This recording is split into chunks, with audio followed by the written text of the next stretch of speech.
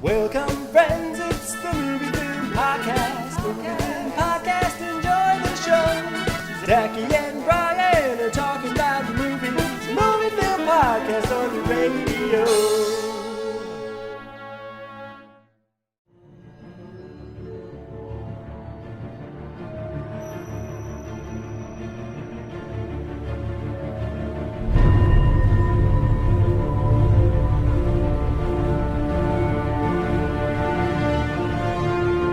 Welcome to a movie film commentary track. My name is Zachy Hassan, and I'm here with Brian Hall.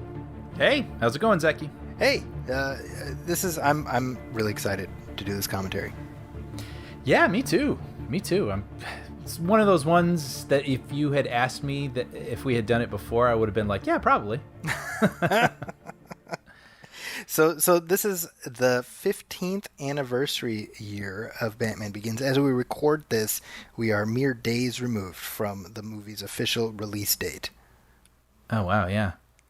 And this will be our second Batman commentary track this year. Oh, yeah, wow. So yeah. we're just Batmaning it up. And we did Batman Forever a couple months ago. Yeah. And I cannot think of two Batman films that are more wildly divergent from each other, right? Yes, absolutely. Other than possibly The Dark Knight and Batman and Robin. Right, right. So this is, like I said, this has been one I've been very excited to do, because this is when I think at like the history of Batman movies, of which there are many. Mm-hmm. This is one like I love, but I feel like it doesn't get talked about enough. Yeah, it's sort of. I think everybody likes it, but it definitely has a bit of a shadow cast on it from The Dark Knight. I'm sure. Yes. That's the one that everyone watches over and over and brings up in conversation. But this is absolutely a great movie and a great setup for that film. Yeah. So you know what? We've got plenty to say. Yeah. So I figure let's just save that for while the movie's rolling. So we're queued up, ready to go. There's only one version of Batman Begins, and you are welcome to watch along with us. But before we do that, Brian, let's throw to a little commercial. No, let's.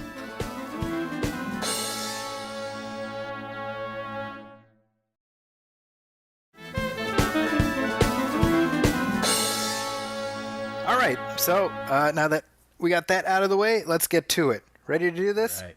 I am ready. Okay, so we will do our usual thing. I will say 1, 2, 3, and then hit play, and let's take it from here. So 1, 2, 3, play.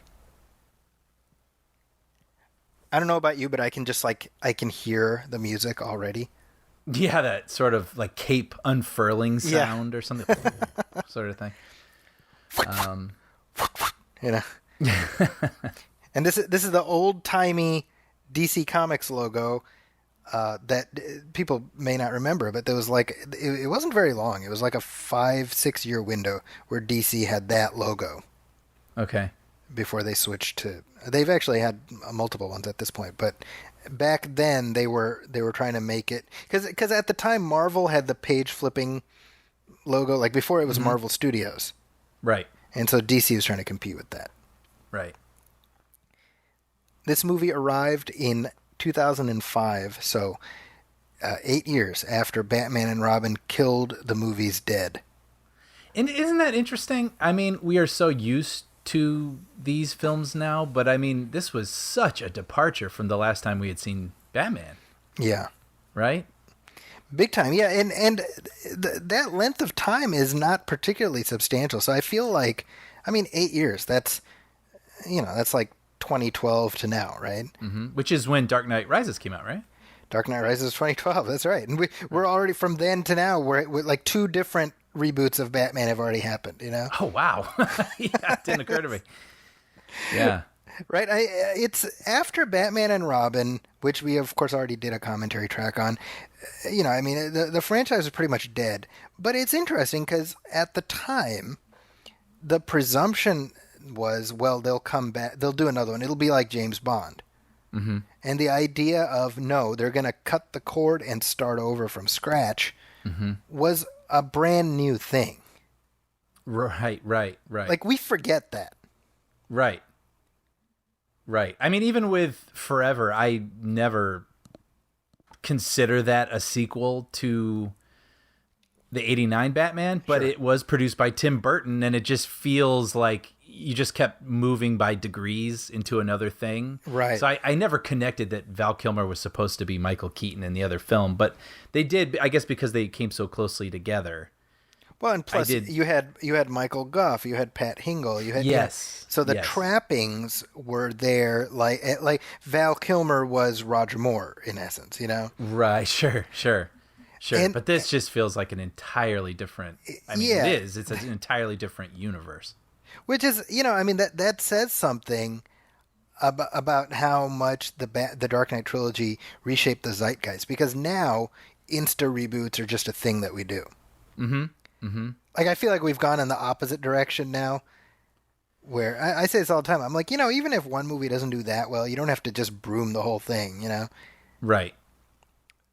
Right. And it struck me. I mean, obviously I've seen this before, but I hadn't seen it in years until I rewatched it last night. And just this opening, I mean, this is like unlike anything we've ever seen in a Batman film before, you know, where it starts with Bruce Wayne, right? This isn't some sort of like criminals are doing something. Right. And then a shadow appears and dramatic music, and it's sort of, you know, flair and style. I mean, this looks like some sort of drama, right?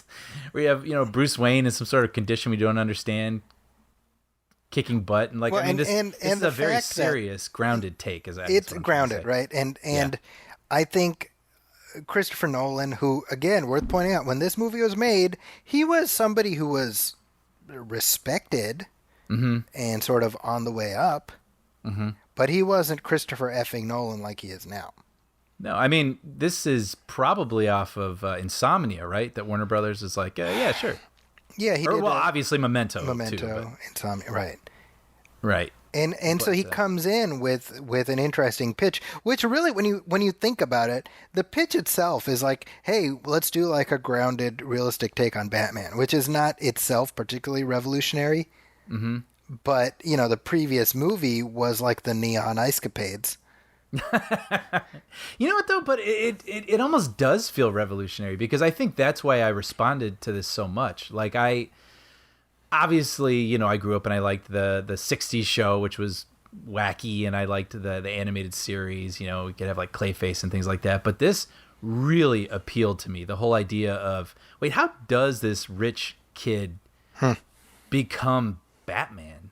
And I adored the idea that there was maybe 45 minutes or 50 minutes setting that up. I was very interested in his training, and how does a kid from his background, you know, find his way into this, and what does he do to become this guy? Like, this was just so up my alley. Yeah. Yeah, well, worth pointing out here, Liam Neeson making his entree as Ra's al Ghul, although in the film we don't know that he is in fact Ra's al Ghul until much later. Right. I as soon as he was cast, I was like, come on, you're telling me he's not going to be Ra's al Ghul, you know? Worth also mentioning, as we record this, news has broken that Denny O'Neil passed away just last night. Denny O'Neil, a legendary Batman writer who reinvented Batman with Neil Adams in the 70s, and really, like, the popular conception of the character really comes from their version of Batman. But more importantly, Denny O'Neil created Ra's al Ghul. Wow. And I would argue he is probably, you know, one of the first iconic Batman villains after sort of, you know, like the 60s era, you know? Right. We've had a few more since then, but I mean, nowadays, Ra's al Ghul, like, he's a character that most people know. Most, you know, with some passing familiarity with Batman. Right. Christian Bale, I've told this story before, but Christian Bale, I saw him in the movie Reign of Fire. Right. And I believe it was you and Sean. Yep. And I turned to Sean and I was like, he's got to play Batman. Huh. So when he was cast in the role, I was very happy. And I know I've told this before. When I watched the 1989 Batman, the Tim Burton Batman for the first time, I enjoyed it and I still enjoy it. But my critique was I wanted to see I wanted the Superman 1978 version. Mm-hmm. And so when this movie was made, it was speaking to, Zachy, 10 years old, the movie he was waiting for. And when you say that specifically, I mean, do you mean sort of the origin or the? Yeah, I wanted the epic version of the Batman story, the same way I felt Richard Donner did with Superman. And in fact, Christopher Nolan has said this is not a big surprise. That was his tonal template for this film, Superman 78. He looked at what Richard Donner did, casting really great, respected actors, treating the story, verisimilitude. And look at the way it pays off. I mean, this film, for as much as it is the first leg of the Dark Knight trilogy, it is the Batman origin for the ages. Like, one never need bother going back to this well again, because they have nailed it so perfectly. And if you want to make allusions to this, we can all be like, yeah, I remember that. That's exactly right. Yeah. And it's also, it makes me need to believe that whatever Bruce Wayne you're showing me could have gone through this. Right. Right? Like, I have a hard time, no offense, but like picturing the Val Kilmer Batman doing all this. Maybe I don't know.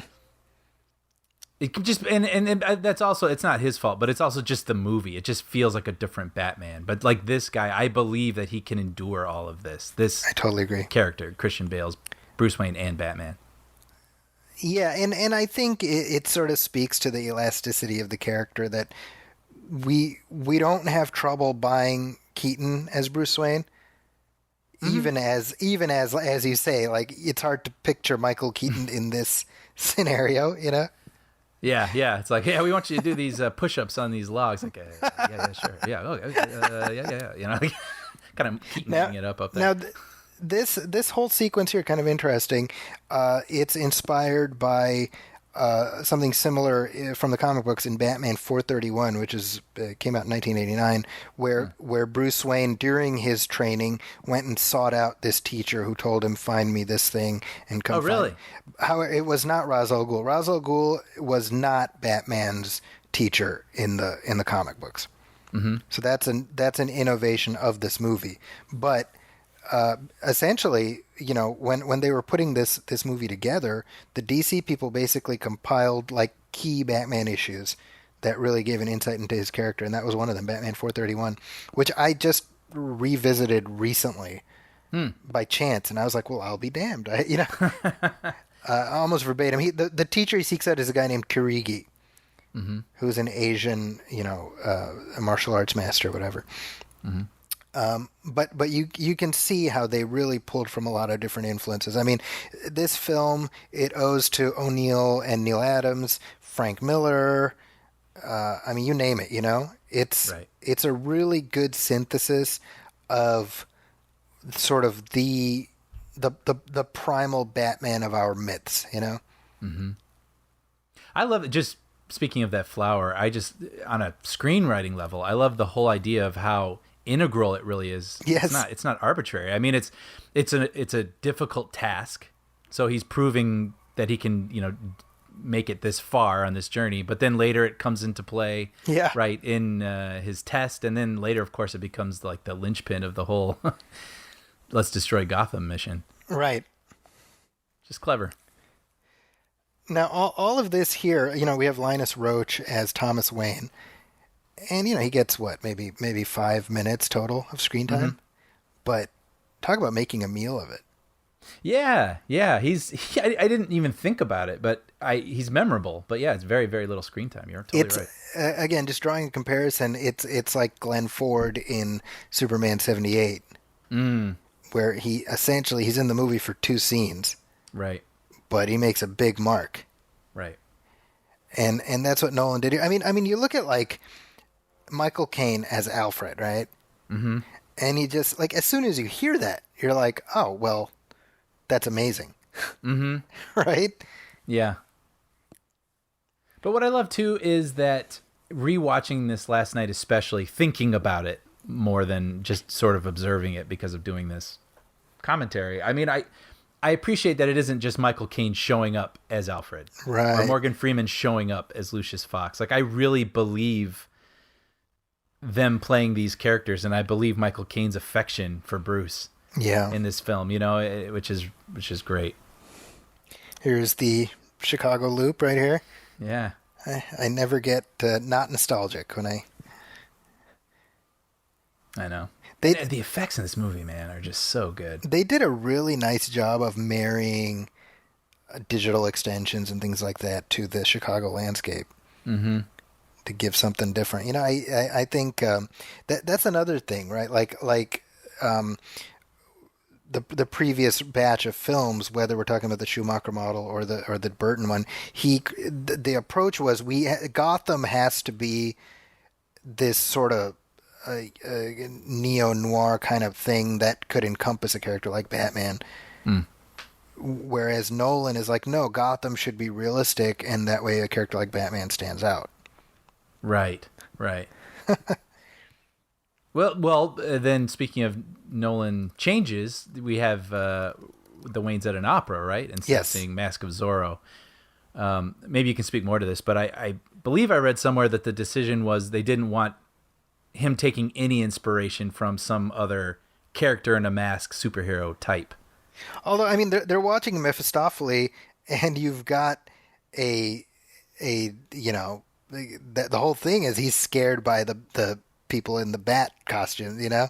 Mm-hmm. So that is pretty, like, it's I think when you look at the play that they're watching, which is about the devil attempting, you know, it's trying to corrupt Faust, right? Mm-hmm. And that plays in to the theme of the film later, which is Ra's al Ghul is the devil and he's trying to corrupt Bruce Wayne. Oh wow! So there's I hadn't thought about it that far. Now this is kind of insight we show up for, Zachy. Thank you. Anyway, sorry. Go ahead. no, I mean the scene right here where the Waynes are killed.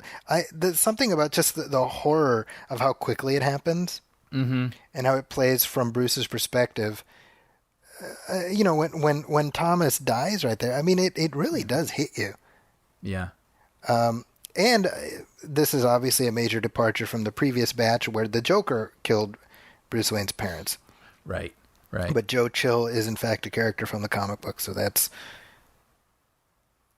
true to that. Right. This is a lovely scene. Now this ends up being kind of a key scene here with our introduction to Jim Gordon. Mm-hmm.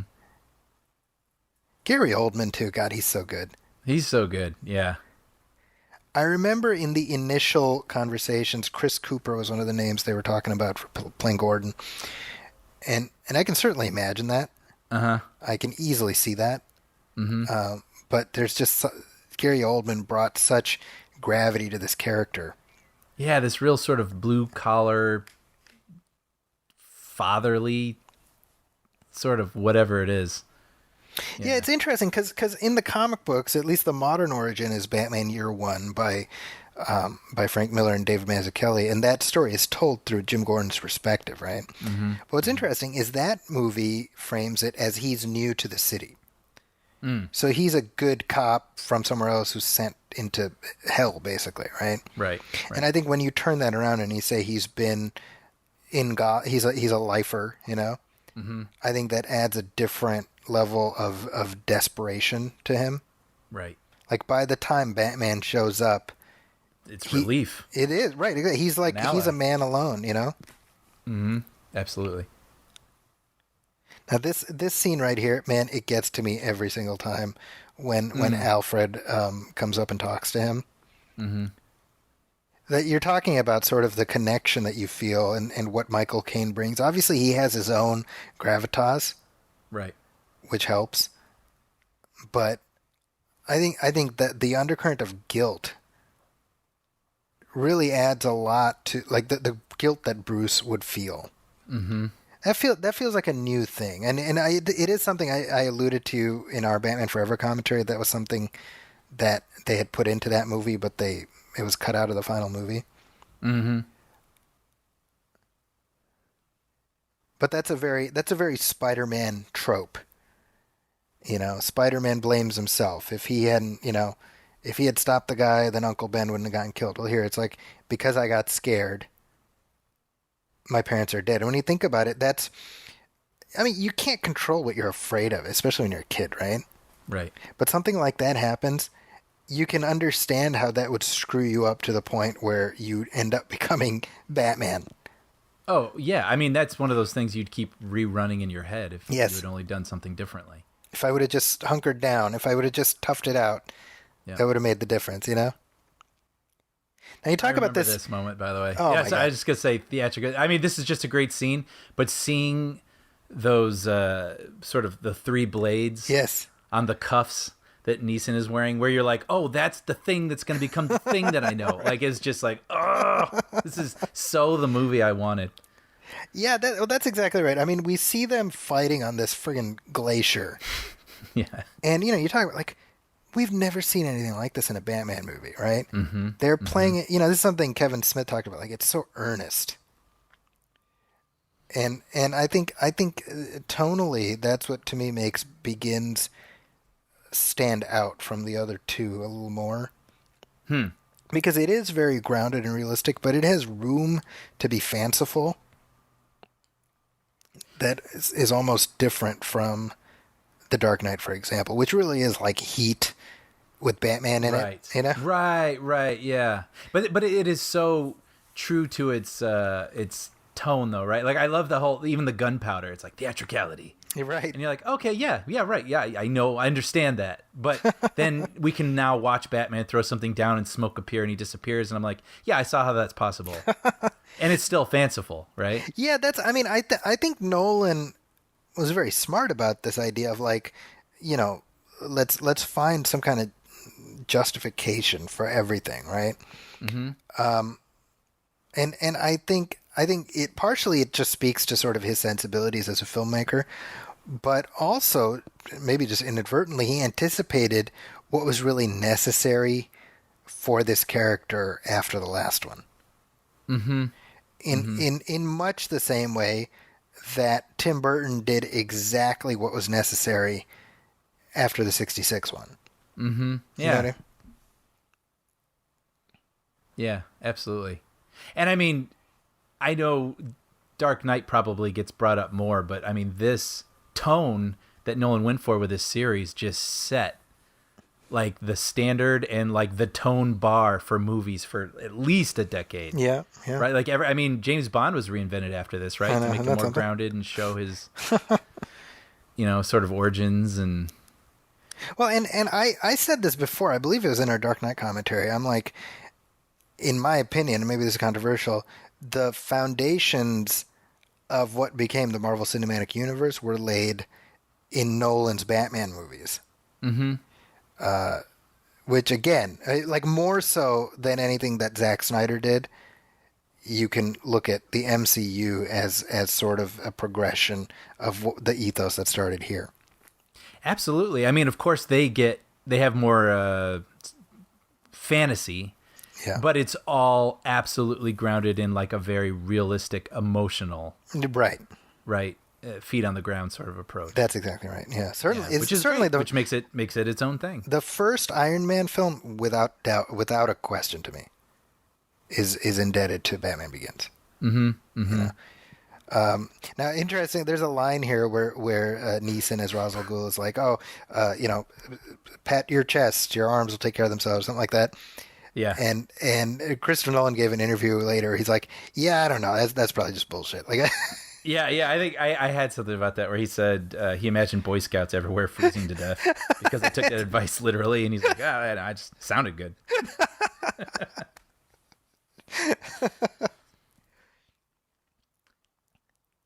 So the idea is by now Bruce is probably like, what do they say? He's probably in his late teens, early 20s here.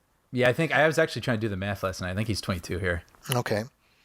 So I mean, he's been an orphan for at least 10 years. Mm-hmm. Probably he's probably like 10 when his parents are killed, right? Mm-hmm. 10 to 12 years. And I mean, it's when you think about it, I mean, the fact that he hasn't been able to move on just emotionally. Right. that sets an interesting, it's an untended sore, right? It's like I I should have done more, I could have done more, and into his adulthood, he's carrying that guilt with him. Mm-hmm. It's been bubbling, but it hasn't found its way to manifest quite yet. Right. Yeah. And I think the relationship with Alfred, which, is, I think certainly by now, it's pretty much accepted. Like, well, that's an essential, integral part of the whole Batman mythology, right? Mm-hmm. But, the idea of Alfred as a father figure to him really, I would say, didn't come in until, 89. The 89 movie. Interesting. I mean, I guess Frank Miller. It gives him, I don't know. I mean, it's Alfred's always sort of an aid, but I love the emotional support Alfred. Yeah, I mean, I think that in the comic books, for a while, it was that Bruce was already an adult when Alfred shows up at his door, and he's like, "Hey, I'm here to be your butler because, like, my dad was your dad's butler," or something like that. Mm-hmm, mm-hmm. And then I want to say Frank Miller in like 86, 87 did the thing like, "Oh no, actually, Alfred's been there, from the beginning." But in I'm thinking of the 89 movie where Bruce is having dinner with Vicky, Mm-hmm. and then Alfred's like, "Oh," and then Master Bruce had this happen to him, and you really get the sense the familial bond between them. Yeah, something a father would do. Exactly. Sort of embarrassing his kid, telling stories about him growing up. Yeah, exactly right. But what's interesting is, and I love Michael Gough as Alfred, but like Michael Caine, just kind of he just gave it this different energy, right? Mm-hmm. Kind of this almost like a working class vibe, Sure. Yeah. And Michael Caine, he even said like he came up with his own backstory for Alfred, like he was probably in the British special forces or whatever. He's got this military background, and just kind of just to make the character work for him. Yeah. But what's interesting is that has in essence been onboarded as sort of like official. Like there's a whole series called Pennyworth. Oh, right. About like secret agent Alfred, right? Right. Yeah, which is a cool idea. Yeah. So now this DA character was originally supposed to be Harvey Dent. Oh, okay. That makes sense. But then at the last minute, they decided to make him a different character. Yeah. I'm getting a little ahead here, but I love this whole courtroom thing. And, does anyone representing like the Waynes want to say anything? And it's like all out of focus with Wayne just standing up in the background and walking out. I've made an impact on me. No, it's a very telling creative choice because in essence, he's been, his identity means nothing in that moment, Mm-hmm. Mm-hmm. This is such a powerful moment. I mean, again, like when I watch Forever, and I can enjoy it in its own way, but I'm not tracking with the emotions. You know what I mean? Like I'm just kind of watching the spectacle on display, and that is what it is. But this is just like, it doesn't even have to be a Batman movie. This is just good drama. Yeah. This poor boy, like growing up, like you said, still with a wound, and like what he's willing to do here, and it's just, I don't know. And then the whole with Katie Holmes' character saying like, look, he gave us this information. It is what it is. He's like, it's my parents. Yeah. I don't know. This is just we're so palpable and rich. What's funny is I remember back in 2004, it must have been, I visited you in SoCal. This is before Woodland Hills. You were in the other place. Mm-hmm. And you guys had the script for this in your apartment. Oh, really? Oh, I remember that. Yeah. And I only allowed myself to read the first like 10 pages or something. I read up to specifically that part. I read up to where Joe Chill gets killed. Oh, wow. And I remember that. And I was like, you know what? I'm going to stop because I want to watch this movie. Yeah.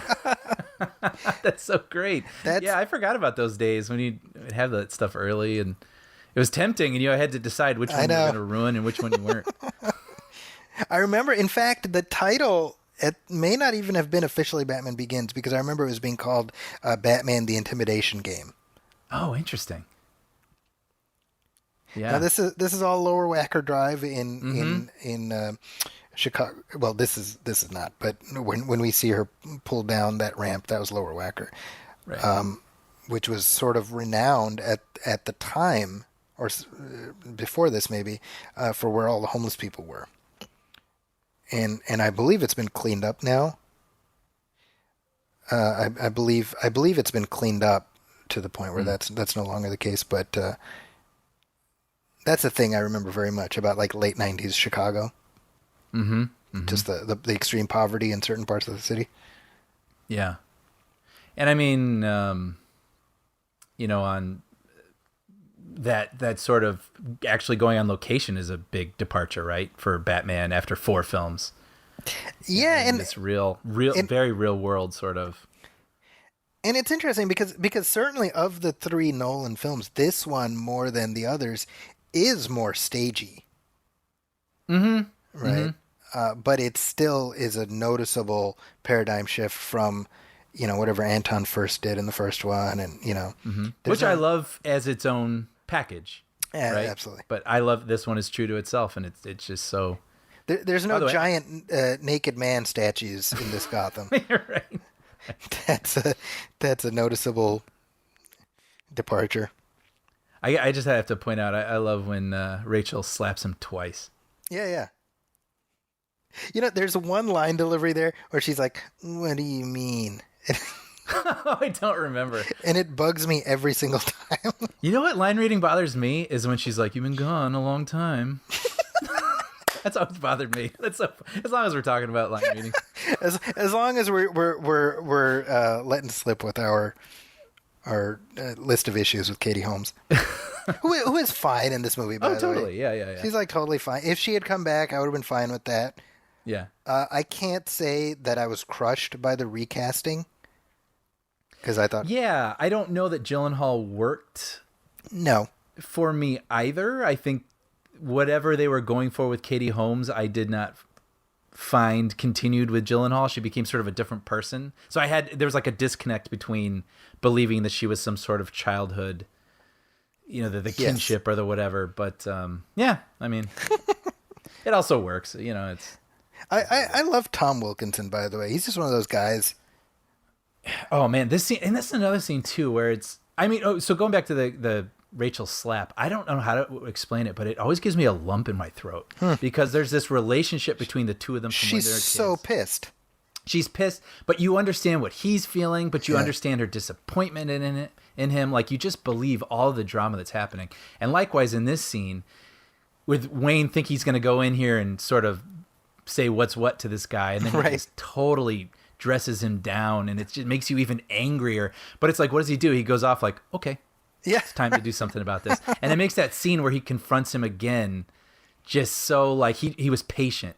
Yeah. You know, instead of just sort of flashing a gun or doing whatever, he takes his time and he becomes what he has to become to take care of this situation. It's calculated, and it's good. Well, and when Rachel says your father would be disappointed in you. Right. It's interesting how that motif keeps coming back.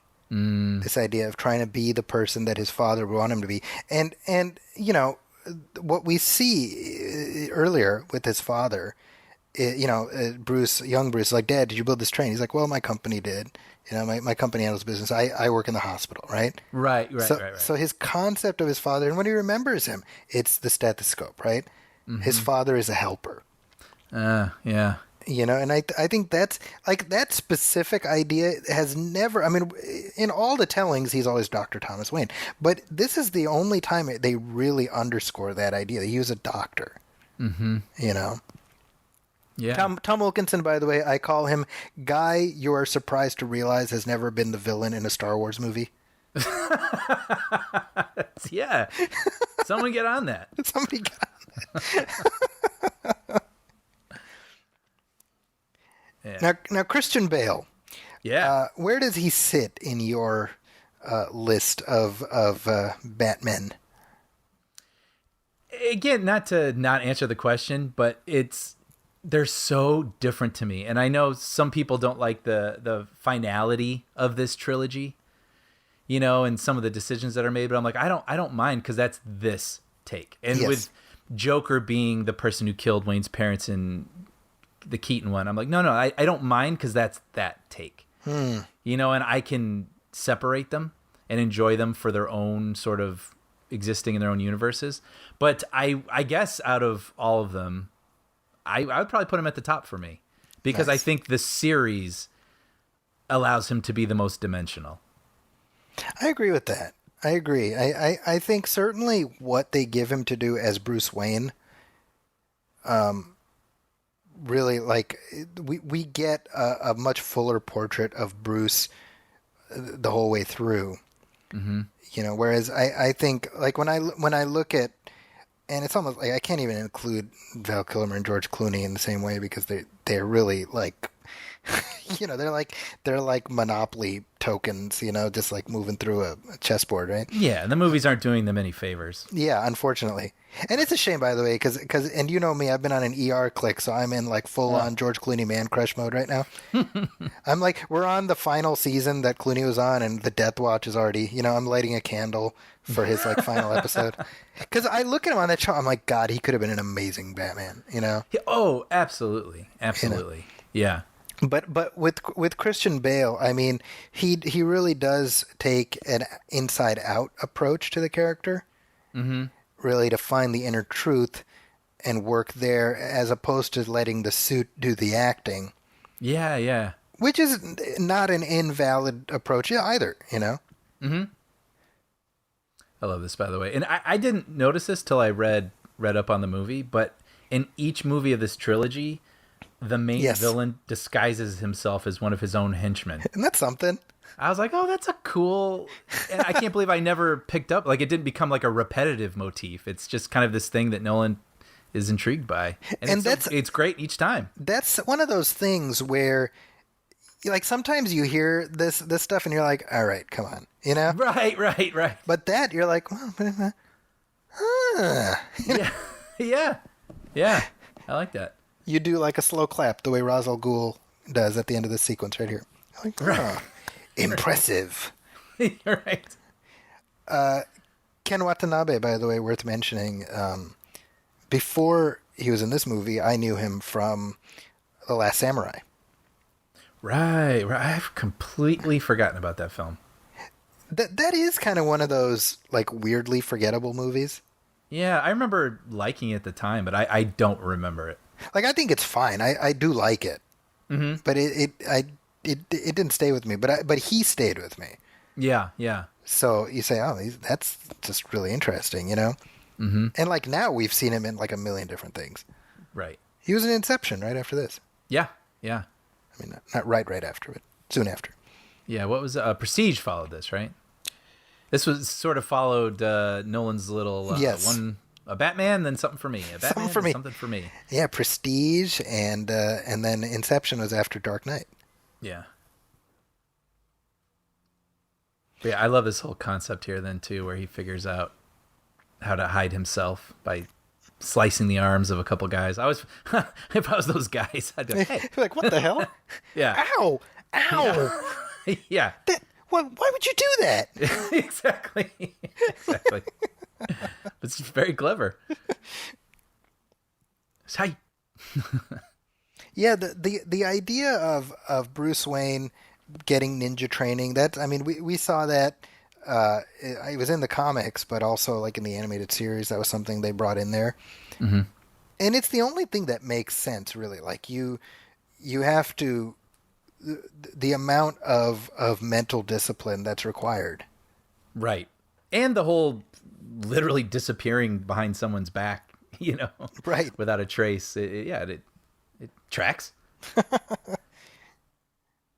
Absolutely love this conundrum then here. It's like, okay, you are worthy, you can do this. And then it's like, now, you know, prove that you believe in justice and kill this guy. And I love Bale's, the way he says no. He's like, Yes. no. Yeah. That's not Just- what I came here for. Like, no, I don't think so. Like, no, Yeah. it's great. Now, the alias that Ra's al Ghul uses, which is Henri Ducard, that is a real character from the comic books. Oh, okay. Yeah, he's someone who taught Bruce Wayne. He was a detective. So Bruce Wayne learned detective skills from him. Oh, interesting. So when they announced, in the casting, they kept the secret that he's actually Ra's al Ghul. So you're like, oh, Ducard, he's playing him. Oh, okay. Like it was one of those things. I just love all the morality conundrums. Well, Like confronted in this. I mean, that's Batman. Batman's tricky. You know, I mean, he is like a vigilante, right? And I just love that this movie confronts some of these things, and I don't know, these sorts of discussions. I love that. At least we have a Batman film that.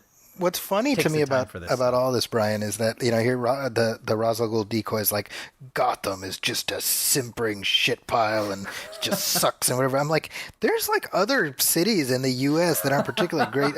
I'm like, what did Gotham do to you? It's like, Gotham must be destroyed. Then Poughkeepsie. Like,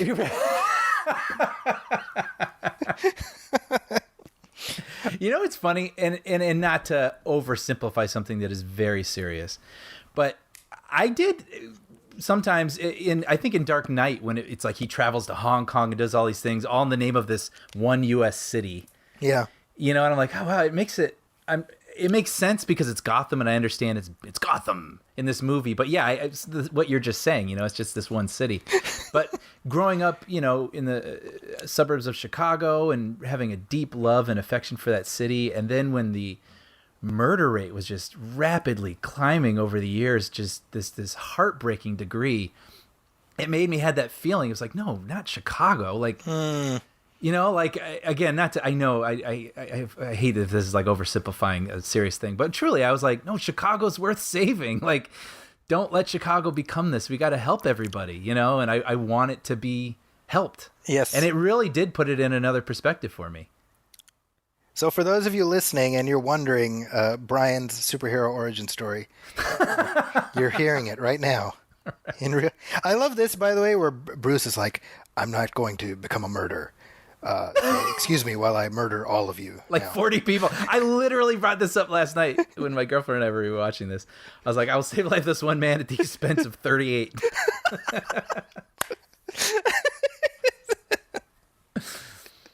But you get it. It's like, no, they all survived. They, it's like the old G.I. Joe cartoon where any plane that got hit would get shot down and you'd see the pilot like parachute out. Right. So yeah, they all went into comas. Yeah, that's a ticket. Right. Yeah. Now here, the music score for this film, by the way, which is Hans Zimmer and James Newton Howard, we see the first invocation of what is in essence the Batman theme for this trilogy. Mm-hmm. Come right up here when the place explodes, and it's so entirely different from any Batman theme that we'd gotten, in the previous, certainly, 15 years. Mm-hmm. And it's used so sparingly. Yes. And that's what makes it so powerful. I agree. Is when they do it, later when... Dude, right here. Look at that. Holy shit. I can feel that, man. Right. Right.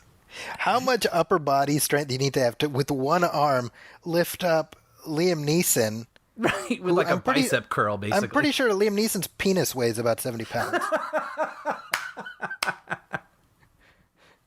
Yeah. And it looks so good, all of this. It's so convincing. It totally... Well, the way Bale plays that, right?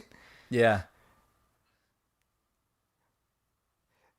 Again, like right here, so he leaves him, and dude's like, I will tell him you saved his life. And I'm like, well, clearly something got lost in translation. Right. Because later in the movie, he's like, you left me for dead. It's like, no, I did the opposite. Down my house, left me for dead. Yeah. I did the opposite of all of that. I was actually thinking too when he says, I'll tell him. I was like, wait. Let me at least tell you my name. Yeah. But no way. Yeah. Going back to the theme, because then it comes back in full force when he has Rachel in the car to save her life, right? And he's racing to the Batcave. And it's just withholding it from us. Yes. Just makes it just well up in your chest when it actually is unleashed upon us, It works really well. It's such an interesting decision, right? To have the two composers. I was really curious why that was, and apparently that was Zimmer's suggestion. Like, he wanted to bring on James Newton Howard, and I thought that was kind of fascinating. Because Newton Howard was not involved in the third one, and I felt his absence. Yeah, I mean, it seems they have said that it's been delineated really, Zimmer handled the action and Newton handled the drama. Right. And it's a perfect marriage, It honestly. really is. I think it never is jarring as you're watching the film. I think this was funny, and I'd kind of forgotten this, but sort of annoying thing that they did was they named all the tracks after species of bat. Super annoying. Yeah, so it's like if there's a track you liked, you're like, so Antonsonius Nictata? Like, what? Just say it's like the Batmobile chase. Like, it was so annoying. Yeah, the theme on the Batman Begins is like soundtrack is like Molossus. Yeah. And I only know that because obviously I listened to this soundtrack just a shit ton when the movie first came out. Yeah. I love this here. Is the casualness of their relationship, right? Yeah. It's like, oh well, you can borrow the Benz whenever you like, Right. It reminds me of Michael Keaton when he's talking to Michael Goff, and he's like, Alfred, why don't you marry her? Right. Cillian Murphy is, and by the way, that's Zaz right there, the guy on trial. We see that character played by Chris Messina in Birds of Prey. Ah. He's the guy with he puts a little X, he carves himself for everybody. I didn't think. I guess I hadn't thought about that character that much in this movie. Yeah. I mean, it's just window dressing here. He's name checked, but yeah. Yeah, exactly. So Cillian Murphy auditioned for Batman, and you can see his audition online. Oh, really? Yeah, it's interesting because both he and Christian Bale, they auditioned wearing the Val Kilmer nipple suit from Batman Forever. Yeah. So it's weird. Like you realize, God, that suit really does do a lot of the heavy lifting. And it's I've seen the Bale audition, and it must just be really difficult to do this in person in a room in that suit and have it not feel silly. Right. But when you have this cinematic framing and you can put light and shadow and choose what to reveal and what not to reveal, I mean, you can make it work. But I wonder if it is hard being in there and acting brooding and not feeling a little ridiculous. Yeah, I have a snippet of Bale actually talking about his audition. Mm-hmm. And he says, I got there, they put me in Val Kilmer's suit. It didn't even fit properly, and I stood in it, and I feel like an idiot. Oh, what kind of guy walks around dressed like a bat and is then going to say, hello, how are you? Just ignore that I'm dressed as a bat. Of course, he's meant to be doing this. If you look at the history of the guy and the pain that he went through, I can't do this in a normal voice. I have to become a beast in order to sell this to myself. Yeah. And obviously the bat voice is like one of the number one critiques that people have about what Christian Bale did. Yeah, which is way not as pronounced in this one. No. I wish he would have kept this voice. Yeah, it makes you wonder. Obviously, they thought, okay, well, we need to do something different. And so maybe they thought it wasn't different enough. I mean, when he talks to Rachel in the subway station and, she could possibly recognize her best friend's voice, right? Right. So then they thought they needed to go way, way different and have some sort of kind of beast roar sort of thing, right? Which was I liked about the Ben Affleck one, where it felt sort of digitally manipulated via his suit. Correct. Yeah. I think that's the way to go if you're thinking to that level, because I mean, the Bale Batman, you keep that up for too long, you're gonna burn out your vocal cords doing that. Kevin Conroy, who is sort of the definitive Batman voice actor on record, he's been doing it since forever. He found, I think, this perfect balance where the real Bruce Wayne voice is kind of in the middle. There's like an exaggerated public persona Bruce Wayne voice, and then he slightly lowers the real Bruce Wayne voice to arrive at Batman. And it helps that Kevin Conroy has a very rich vocal range that maybe allows for that. Sure, sure. But even Keaton, honestly, I really liked Keaton's Batman voice. Yeah, yeah.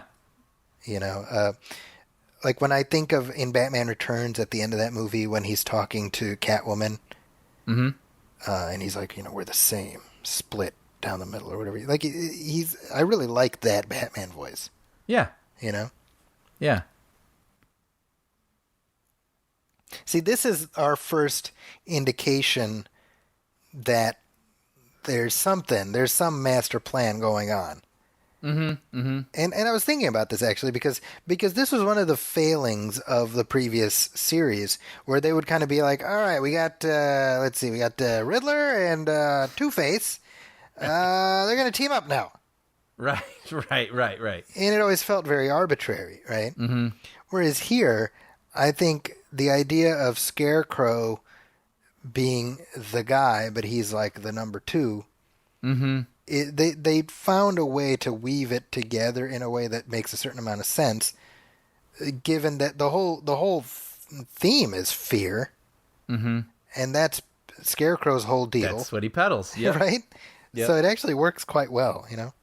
Yeah. And this is the first live action Scarecrow we've ever seen, right?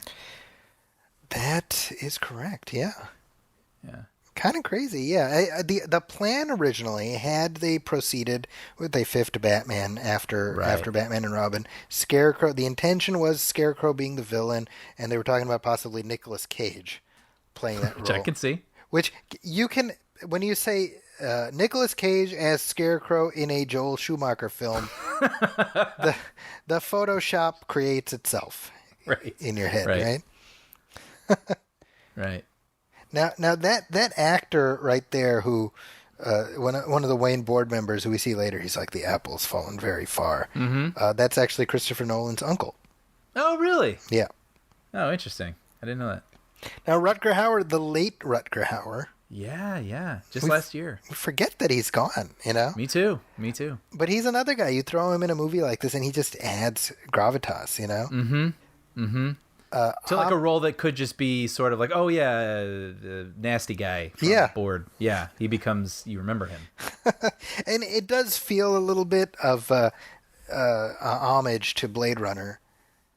Right, which Nolan has cited as a source for his thinking on Gotham, right?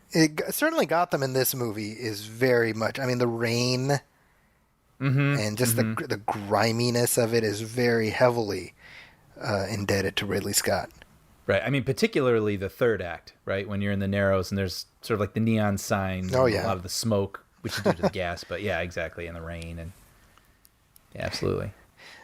So Lucius Fox, this is the long-term impact of these films is the way Lucius Fox has become sort of grandfathered in as one of the essential elements of the mythos.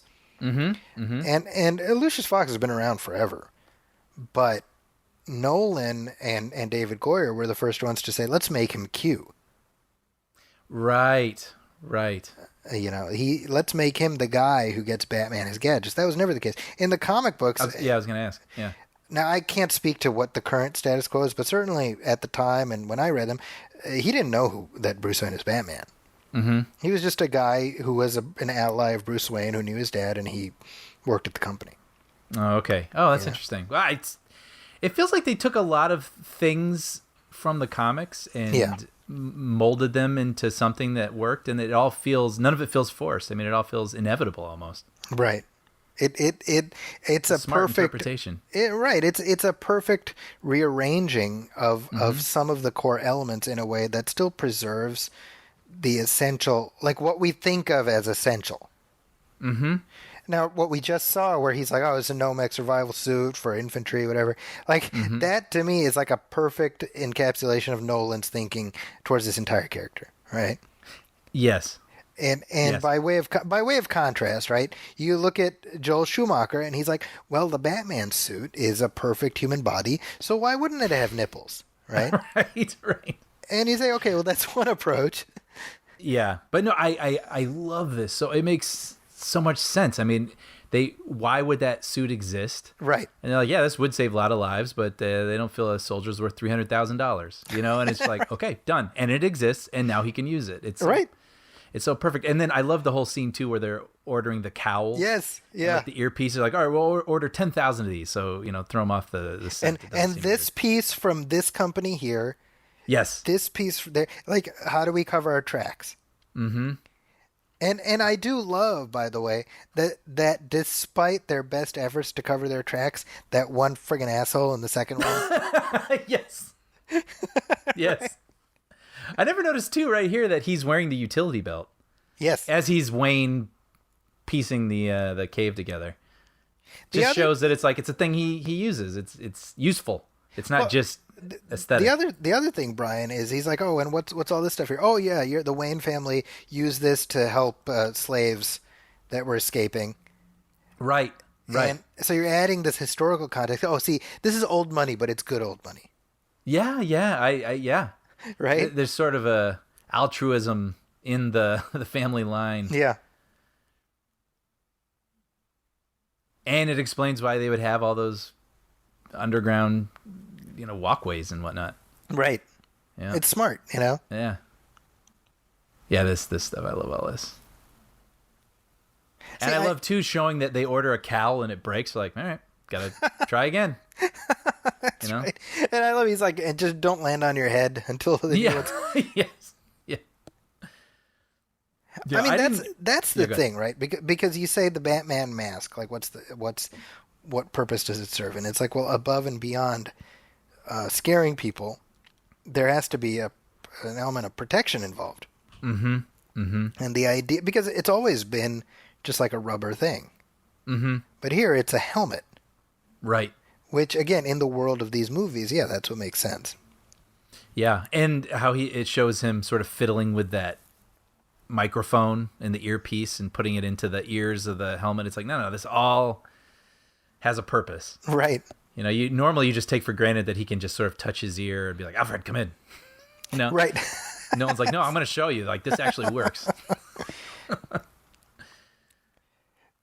This is a great scene here too, Yeah. as he makes his introduction to Gordon, and I think in terms of the shorthand of the movie, the great thing about it is I was mentioning Batman Year One, how it's told from Gordon's perspective, and so we get an insight into the kind of cop he is.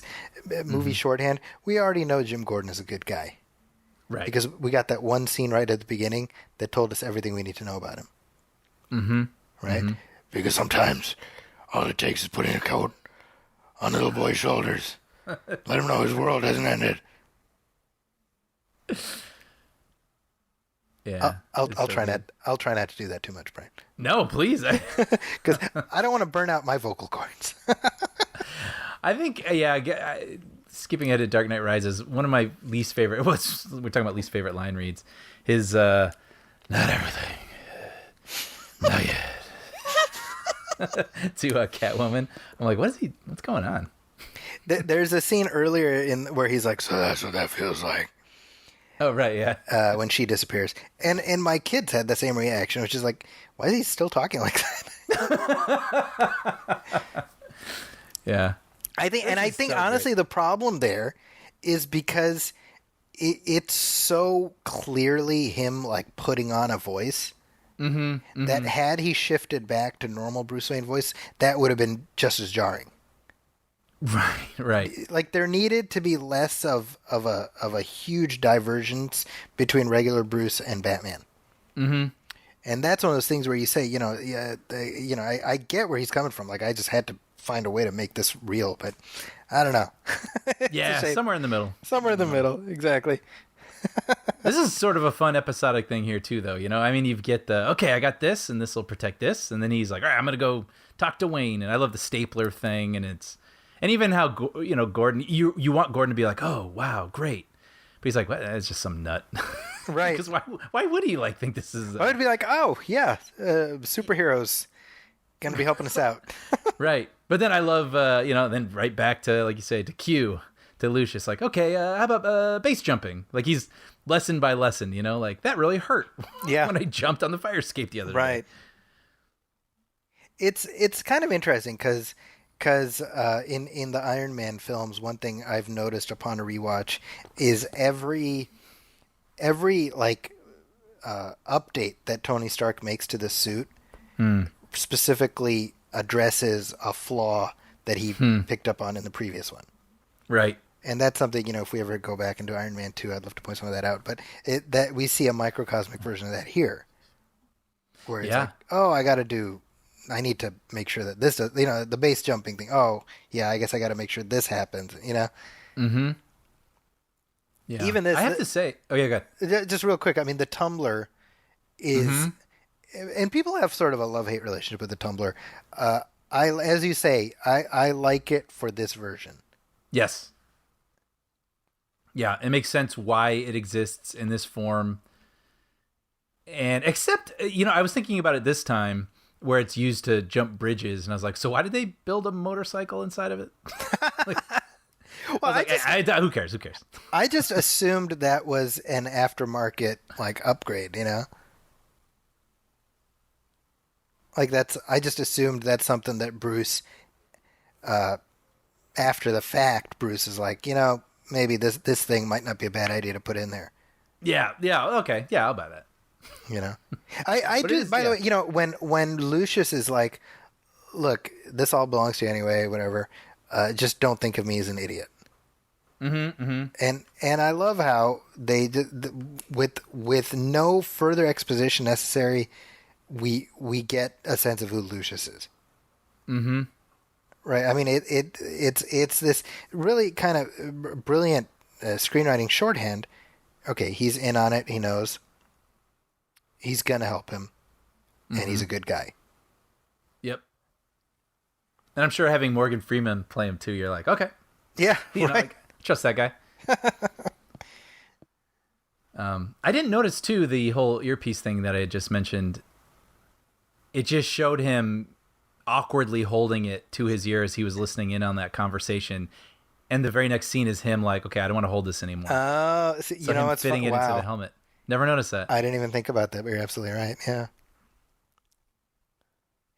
Now, if that utility belt does not have bat anti-shark repellent in it, can we even call it a utility belt? Really? What are we even doing here? What's the point of any of this? Man, I haven't seen that one in a long time. Where they turned the United Nations into powder. Into powder. And did they get all mixed together and then he has to separate them and then? Yes. Yeah. Wow, I had repressed that memory, but you're absolutely right.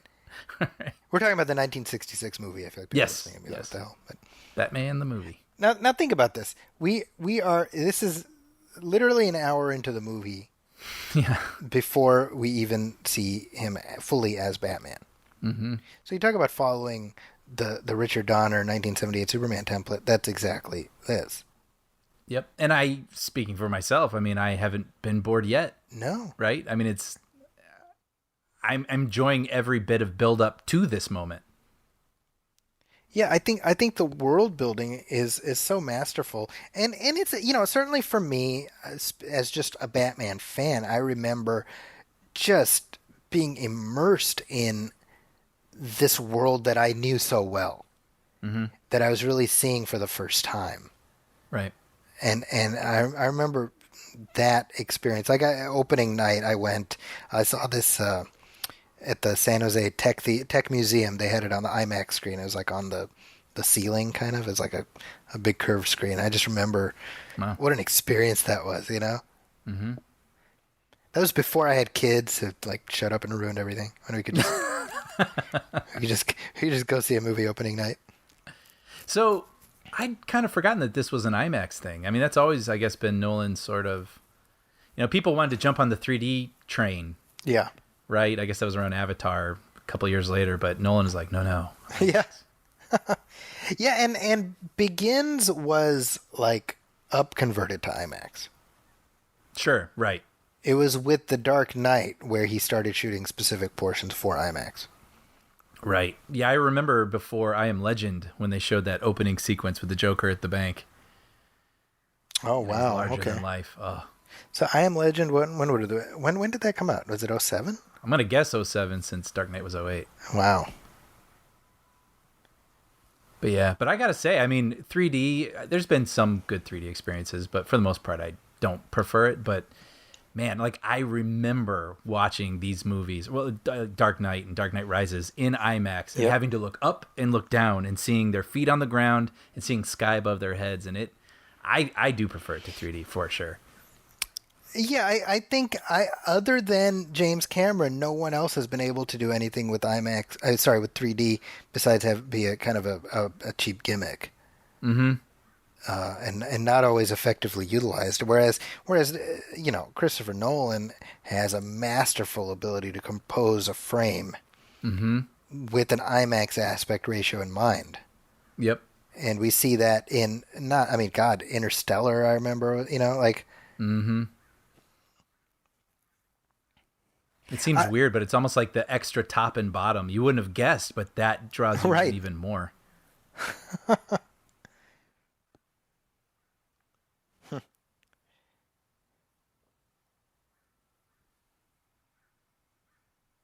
Now, I remember one of the complaints about this film initially was the fight scenes were too fast. They were too like it was hard to follow. Mm-hmm. And I think that is actually a valid critique. I think Nolan had to grow into a little bit being able to, It didn't bother me as much this time. Like last night, I remember feeling that way. And it's like, I don't think it would be correct to shoot these movies like Steven Spielberg would. Sure. Where there's like a little bit of flair to them and sort of choreography, because that would sort of break the sort of grittiness of this. But yeah, I wouldn't mind a little more clarity, but I can't remember if it's Dark Knight or maybe it's one where I was feeling it more. But this one, I was like, it kind of works because it's sort of mysterious how these villains are being attacked. Sure. So I don't know. It didn't bother me as much as I had remembered in the past, but I don't recall if Dark Knight still bothers me. But I don't disagree with that take from people, I guess. I think going in close is fine, but maybe one or two establishing shots that kind of give us a sense of geography might not have been the worst thing in the world. Absolutely. And show off what he's doing. Right. You know what I mean? Why not? And, part of this is I just recently watched the warehouse scene in Batman vs. Superman, which is about as like comic book accurate as we've ever gotten, like a Batman fight scene on film, Right. And that's one thing Snyder did really, really well in that movie, Yeah, I remember him throwing that guy onto the ground. Yeah. Yeah. By the way, we talked through it, but worth mentioning when Bale says "I'm Batman," it does feel like, oh, we have to have that in there, to pay off that that moment in the first movie. Right. Yeah. Now, did the bat signal necessarily need an origin story? Probably not, but is it cool? I think so. Yeah. I love it even just as before it's a premeditated calling card for Batman. It's just like, no, like look what happens to criminals now that I'm around. Right. Like that's his first intent with it. And to that point, I think when we look at the arc of this trilogy, I think it's interesting that the first thing Batman does is dispatch Carmine Falcone. And there we see the end of crime as it used to exist in Gotham. Mm-hmm. Because this movie ends with Commissioner Gordon talking about escalation, or Jim Gordon at that point, escalation. Right. And that's exactly what we see, right? So in other words, the end of the traditional criminals, the beginning of the super criminals. Yeah. I love that, by the way. That's another moment where I wouldn't call it a lump in my throat, but I feel this swelling of emotion after that whole sequence and all that we've been through with Bruce and his, Bruce's emotional journey, and then the sort of montagey well-doneness of him becoming Batman with all the accoutrement and all that. And then he takes this down, his first mission, and then him standing watch over his city with a sort of sustained, orchestral sort of, like it's just, it's powerful. It is. Like that could be the end. I was about to say, and like, credits. Yeah. It's great. Now this too. I mean, what's funny is for all of Alfred's like, oh, I didn't know that you were planning to do this, or I don't know what I was signing up for. It's like he's just as complicit in creating the Batman persona and the Bruce Wayne persona. Mm-hmm. Because right here he's like, well, Bruce Wayne has got to account for something. He's got to, right. And the whole Playboy act. Mm-hmm. Yeah. By the way, it's just looking at Bale, who's like all fit and in shape right here. He had to lose. Yeah, I was going to talk about that because there's much written about how Bale just gains weight, loses weight, does whatever with his body for all of his roles to a way that, probably not super healthy. That I think he's acknowledged lately and said he's not going to do that anymore. Yeah, smart. But he had just come off The Machinist, right? Yes. Where he was, what was he? He was about 120 pounds is what I'm reading here. So then he had to gain weight, but then he gained too much weight, and so he's like, okay, and then he took 20 pounds off. And it's like, I'm trying to work like a little gut off. You know what I mean? Like, how's this guy just sort of resculpt his body at a will? It's crazy. That takes dedication. Yeah. I was thinking about that actually. I was like, I don't think any other Batman actor has had a more impressive pre and post Batman career than Christian Bale. Yeah. Right? Yeah. I mean, and there have been great actors across the board. Mm-hmm. But when you look at this guy's resume going in and out, yep. Unlike any of the other actors, this role has not been any kind of an albatross for him. Mm-hmm. Because like Keaton, it took him, I'm going to say like 10 years to like fully move past Batman. Right. And Kilmer, arguably, he never recovered, really. That's fascinating. Yeah.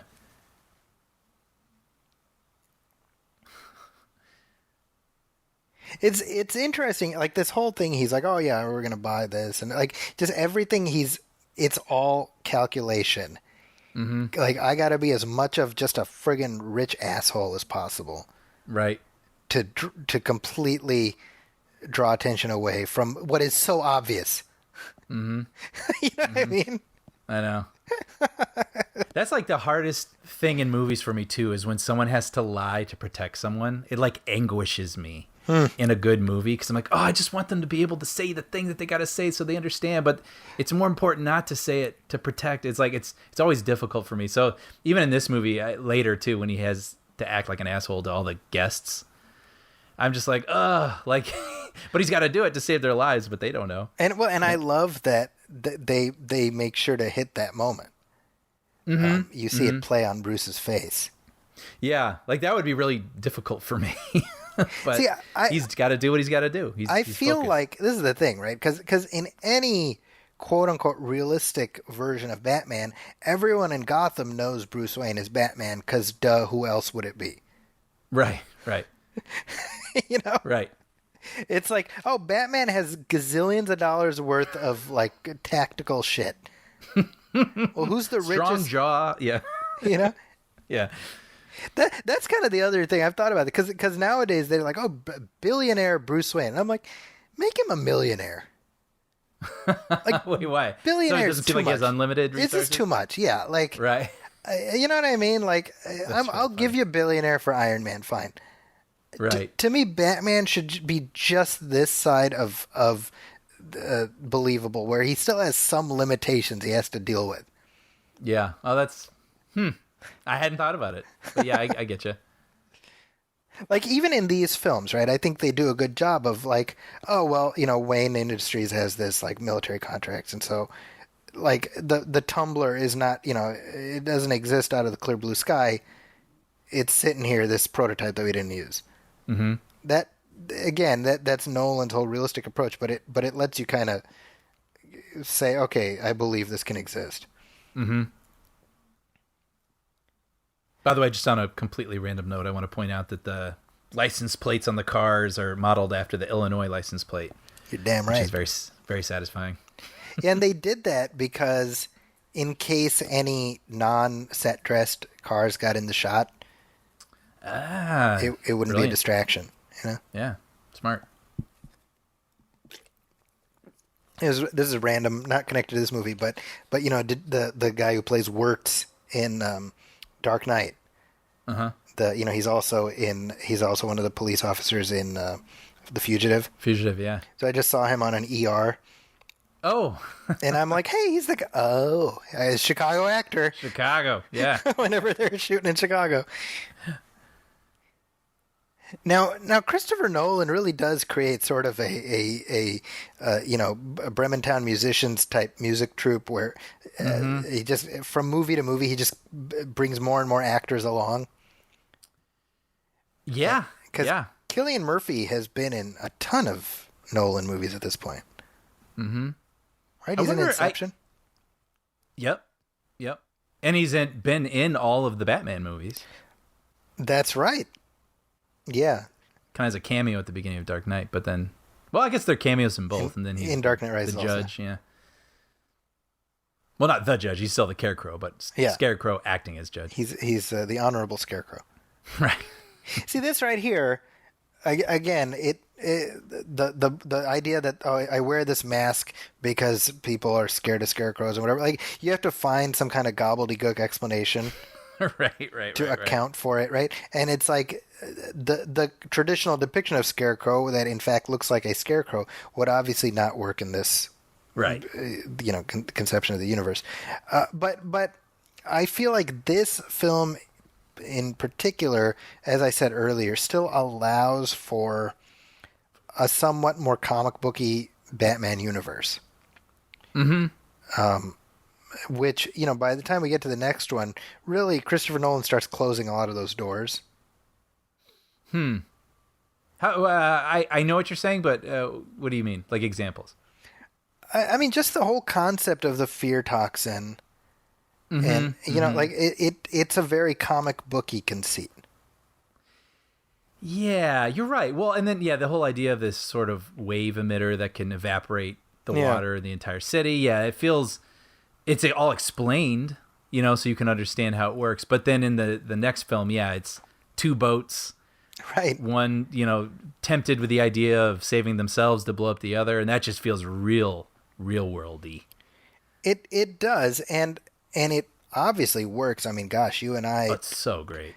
We talked through The Dark Knight, just lavishing praise on that movie. Yeah. And I only recently, maybe just a week or so ago, I watched that specific sequence in The Dark Knight, the boat scene, and I'm like, God, it gives me chills. Mm-hmm. Well, it's such it doesn't even matter what movie it is. It's like, well, what would you do? Right. And I love that guy who's just so sure of the right thing to do, and then, has the key in his hand, can't do it. Right. That's amazing. I mean, that's why that movie's that movie. Well, and by the time we get to The Dark Knight, you see the Joker, right, who is obviously one of the all-time great versions of that character, but the idea that he could have gotten that way because he fell in acid or whatever, somehow that wouldn't fit in that movie. Mm-hmm. Whereas I feel like this movie leaves room for that kind of a Joker. Right. Does that make sense? Oh, absolutely. Yeah, there's some sort of...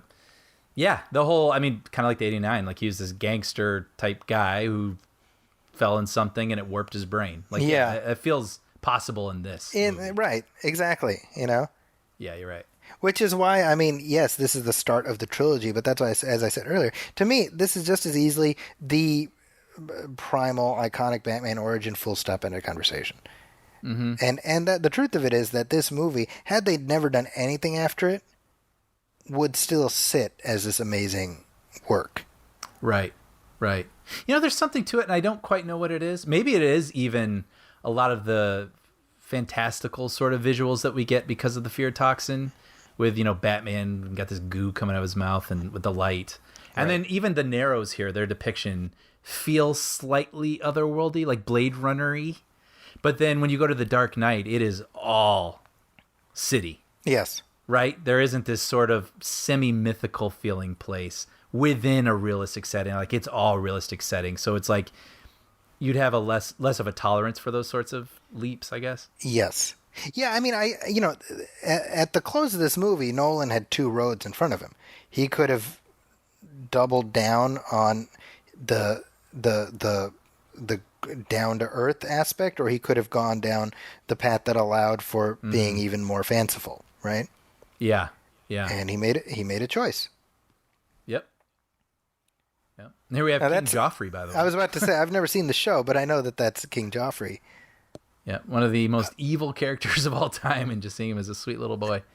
So this is him about 10 years, 11 years before he became president of the United States. King Joffrey. I love that shot, by the way. Batman in the background there, out of focus. Yes. Perfect. It's kind of cool because a lot of times Batman does disappear like a ninja, and there's a bit of a suspension of disbelief because wouldn't you hear him like, like walk away? But I love that it's like, no, he's just in the shadows in the back. Yeah, I can see him, but like they don't. I like that. See, in the previous franchise, you just imagine Batman constantly the rubber between his thighs. right.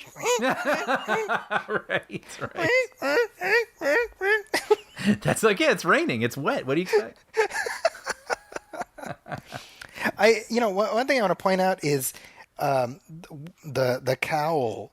Actually, the whole suit. There's kind of a matte finish. Mm-hmm. In this one? Yeah. Yeah. That I always liked. Like it's not glossy. Yeah. It's an interesting choice. I don't know. There's two bat suits in these films, and I think I prefer the look of this one. When you say these films, you mean the trilogy? Correct. Right. And then, yeah, this has that sort of immobile cowl, right? Yes. And then that gets addressed in the second one. Right. Fixed. Like, I don't mind either of them. I think they both look fine. But I don't know. Like, given the choice, I think this one looks better. I'm not sure. It looks more comic booky, which I think I like. Yeah, I was going to say, I mean, it suits this movie. Yeah. Yeah. I mean, even this, I kind of like how this part of the city just has all these cables running everywhere. Like all these exposed cables. It's a really... This is so Blade Runner-y. Like, yeah. Right? Yeah. And this is interesting, too. I mean, now he's better at his job, but still seeing him calling out almost like a kid. Yeah. Or seeing it intercut with him as a kid. Yeah. Calling out for help for Alfred. For Alfred, who is his de facto father. I also, the look on Alfred's face. Yes, I was just going to point that out. Like, wet, watery eyes. Like, yeah. seeing this That's his son. person he loves in this way. Yeah. Hurting. Now, the Why Do We Fall thing is such a great runner. Mm-hmm. I actually said that to my kid, my oldest. Like, this maybe, gosh, it would have been, 2013, something like that. He was on a scooter. He fell. I'm like, well, why do you fall? He's like, so you can learn to pick yourself up. And then when we watched Batman Begins, like maybe 4 years later, he's like, wait a minute. He thought it was some great piece of wisdom. But Right. As was my like, dad always said. yeah. Right. It'd be funny if I spent the rest of his life trying to get him to not watch the Dark Knight trilogy. Right, for that reason, yeah. That's hilarious. I come home one day, I'm like, hey, where are the kids? Oh, they're watching the Dark Knight trilogy. I'm like, no. It's like slow motion is like whatever you're holding hits the ground and your feet out of focus running away from camera. I drop my cup of tea in slow motion. It shatters. Right. This is Father of the Year.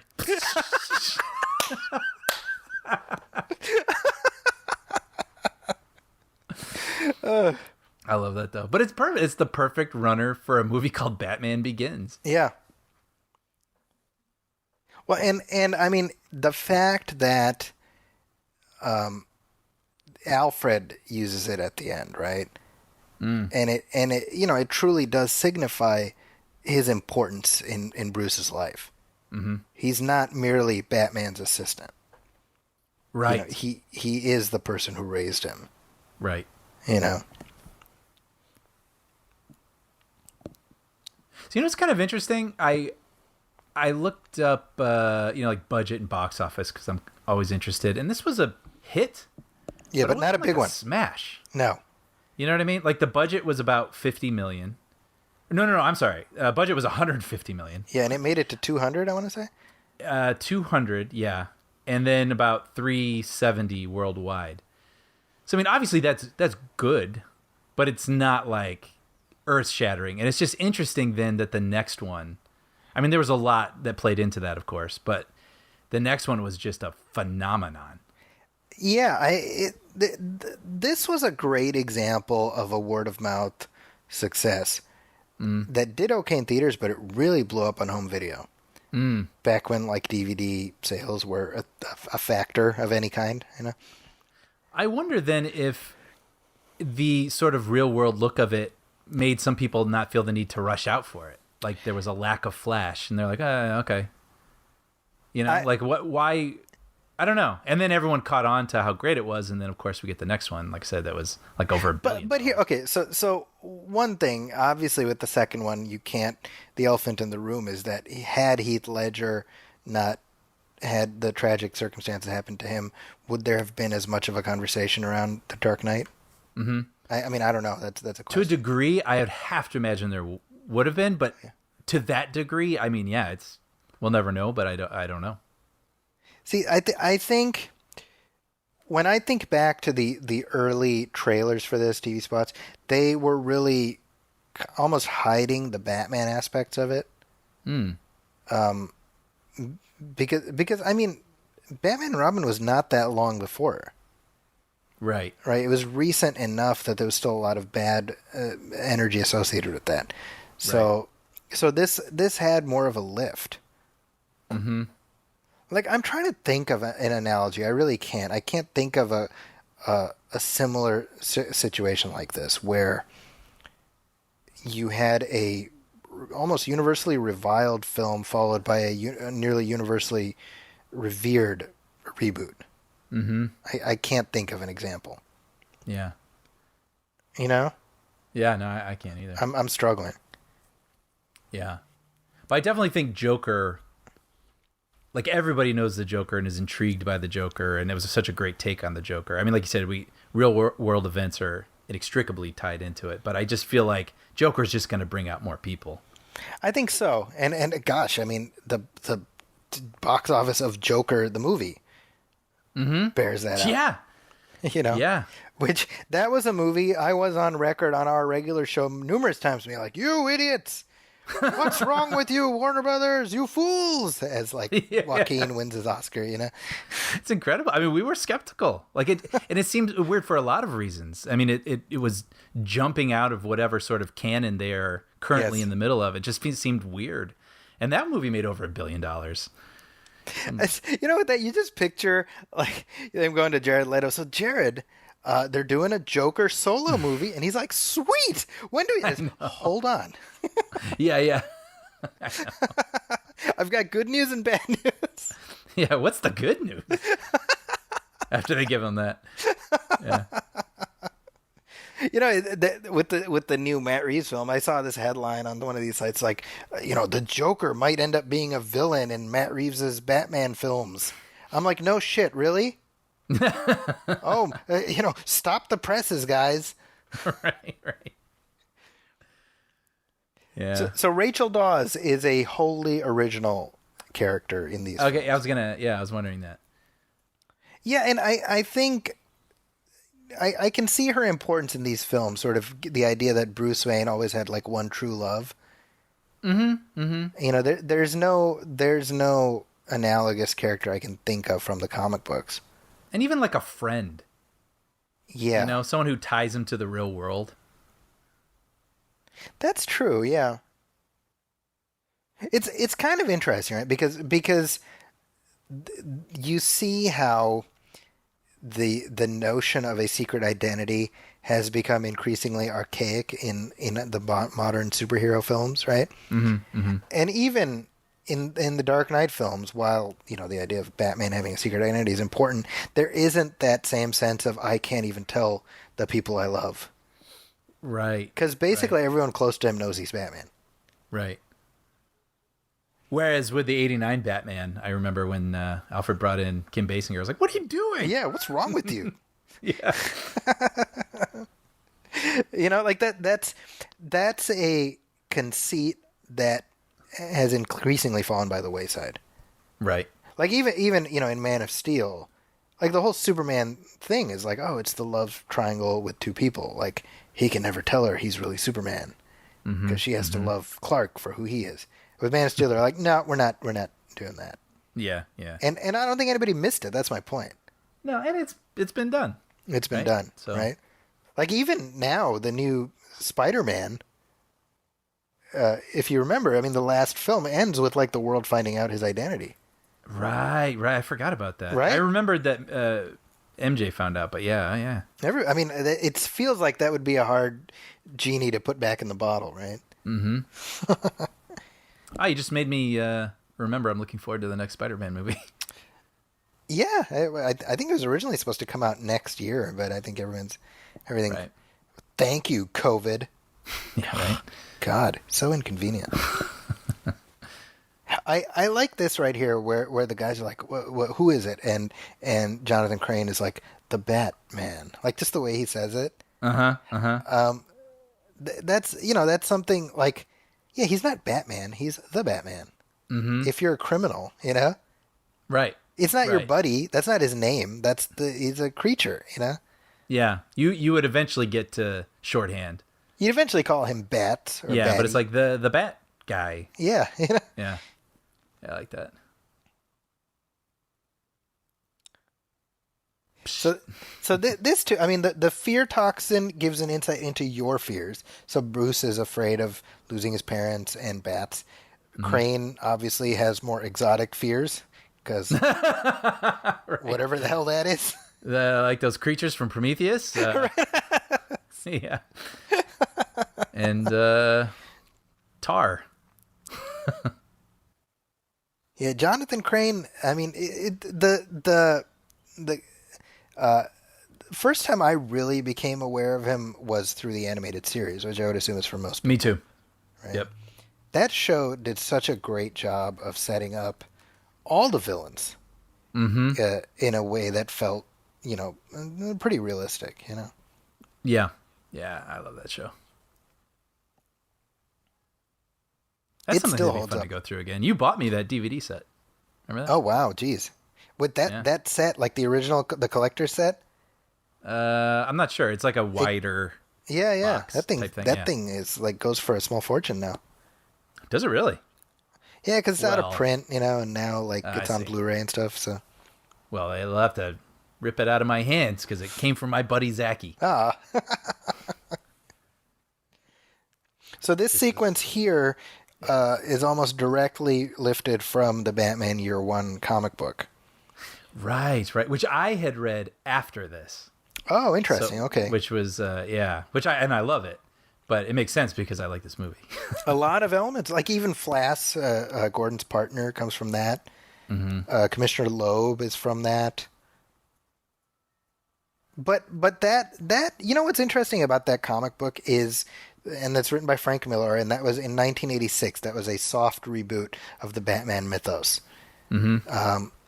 It almost feels like Frank Miller's attempt to write a Batman movie. Where because that storyline places Bruce at arm's length. We really only get to know Batman through Jim Gordon's perspective. And doesn't that feel like something a movie during that era might have done? Yeah. Yeah, I can picture that. I mean, in essence, when you think about it, Batman 89, that's what it's doing by way of Alexander Knox. Yeah. Right? Yeah, I hadn't thought about it that way, but yeah, totally. I love this. I love the developing trust now Yes. with Gordon, and I was like, all right, you're nuts, but you're delivering. And what other choice do I have? Right. Well, the fact that Gordon's a real guy, because when you think about it, for most people, their concept of Gordon was either Pat Hingle or the guy from the 60s TV show. Yeah, which is interesting. The Pat Hingle, right? That take. Right. I'd be curious what the writers or Tim Burton would say about him, because he's really not really. I mean, there's no relationship No. between him and Batman. Like in the 60s show, it was Neil Hamilton. And he'd be like, Chief O'Hara, call, the Dark Knight, we need his help. And, he got the little phone under glass or whatever, right? Yeah. And so that was like a weirdly, like, the characterization is very similar to what Pat Hingle became later in the run, Yes. which is like, call Batman and, wake me up when he figures all this shit out. Right. Right? But the Gordon here is the Gordon of the comic books. Yeah. He's the Gordon of the animated series. Right. I mean, there's so many. It's like this trope that we saw in the comic books all the time, where Batman is in Jim Gordon's office, or they meet on the roof, and they're talking through a case together. Mm-hmm. And you say like, Jim Gordon has to be somebody who Batman admires enough to work with, right? And it never made sense to me that he would be okay with the way Gordon was in those other films, Right. This whole sequence is so great. I like that, you have those two cops who see what the Tumbler does, and it's almost like we parallel that in the third film when Batman first reappears. And the one cop is like, "Oh, you're about to see a show, son." Right. Yeah, this whole thing's really. This is where you were talking about earlier, like that. Now that Batman theme really kicks in. Yes. Yep. And I mean, this is like the Batman who's gonna, he's got a little relationship with Gordon. He's using, tactics. He's used the bats. He's got the Batmobile. He's gonna try to evade, the law as best he can. Like, I mean, this is full tilt Batman now.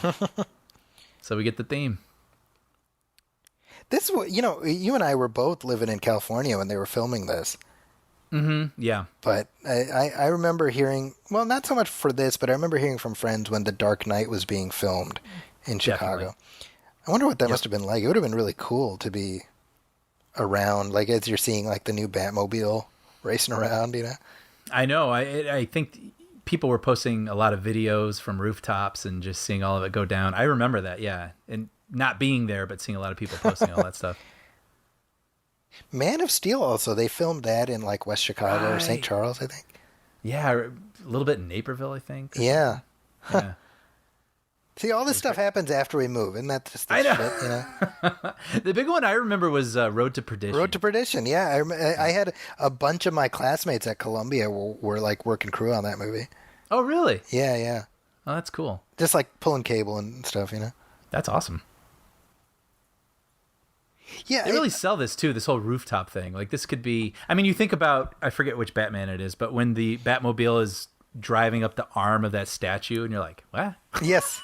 Right? That was Batman and Robin. But this looks tactile and conceivable, like it's... Well, the fact that they've established it's a military-grade piece of hardware that's specifically built to jump ravines. Right. Which, the tires sell that. Yeah. And then, I mean, obviously this is crazy, but it just, the way that it's shot and edited and executed, it just, you believe it. See, the reality is that if Batman is driving around in a thing like this, it would take about 5 minutes to find out who he is. Right. Link it to Wayne Enterprises, right. Yeah. Right. Or failing that, you just say, hey, follow that big giant friggin' thing. Right. Right? It's going to the outskirts of town. What's in the outskirts of town? Wayne Manor. Oh. Right.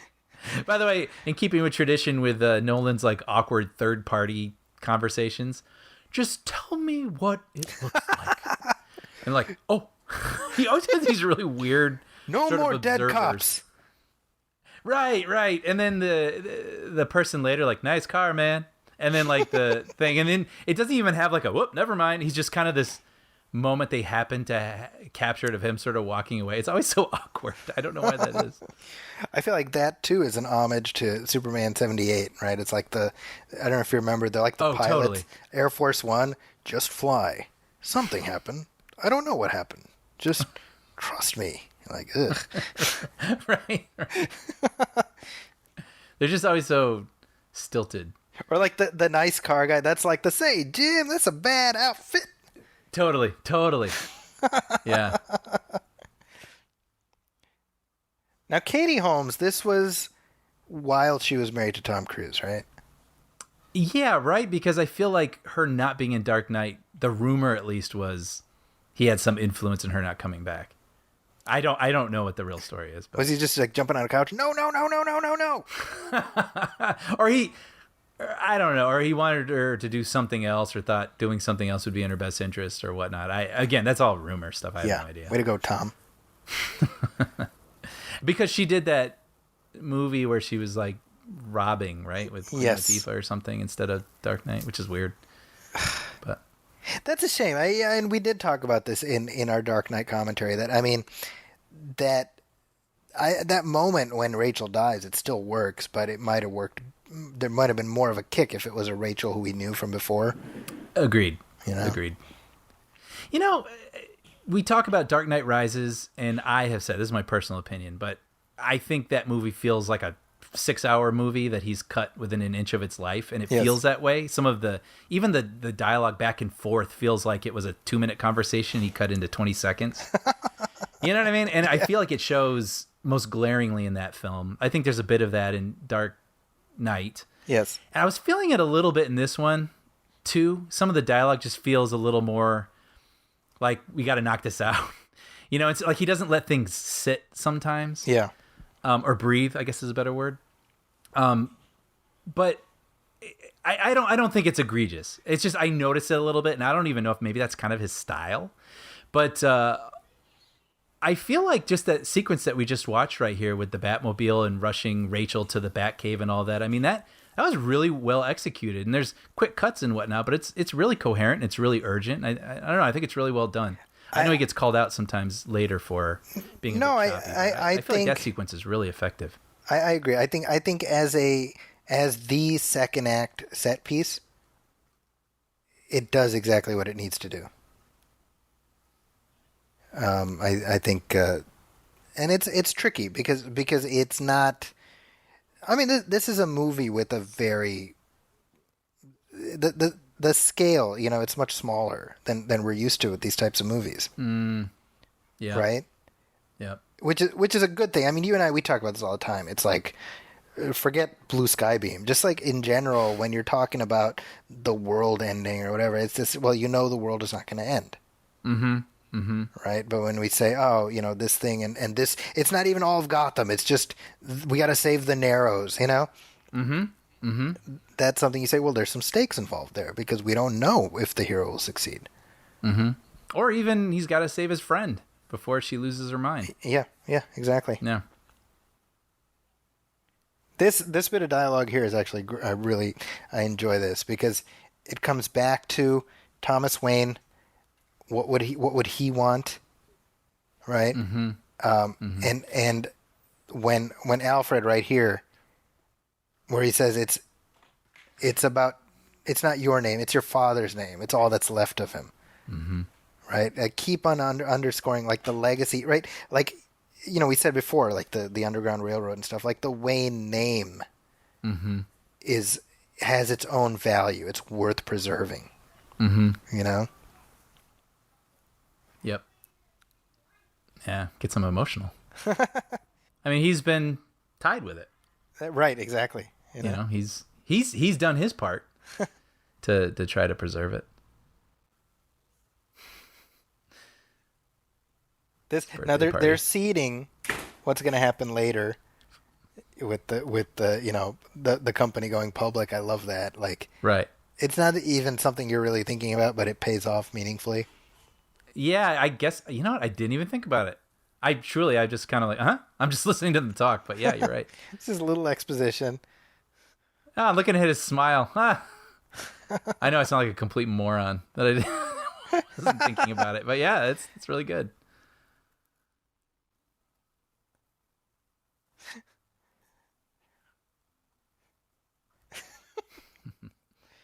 See, like even here, like what we see, where Arkham itself Mm-hmm. feels much more gothic and ornate than the Gotham that we see in the second one. Yes. And I think, maybe to some extent we could say, well, that's the Narrows, and we don't really go into the Narrows in the second one. Mm-hmm. I guess that makes sense, right?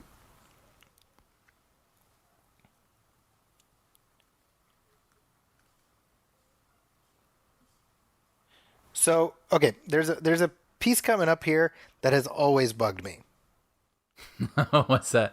All right, I'm going to point this out to you, and maybe it's just me, but it's coming up when Bruce is reintroduced to Ra's al Ghul. Ra's al Ghul, by the way. Oh wait! Oh, I bet I know what it is. I'm not gonna say it, but Okay. I knowing you, and I was feeling this last night. I think I know what it is. Let's see. Coming up. Yeah. Ra's al Ghul, by the way, in Arabic, that's Ra's al Ghul, right? So Ras means head, so head of the demon. That's the actual. Oh, no kidding. So there's a graphic novel called Son of the Demon, where Batman marries Talia. So he is literally son of the demon. Oh, interesting. Okay, so this lady is like, she's like, I need you to meet this guy, Mr. Ra's al Ghul. Right?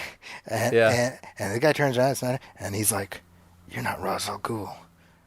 I watched him die. Right.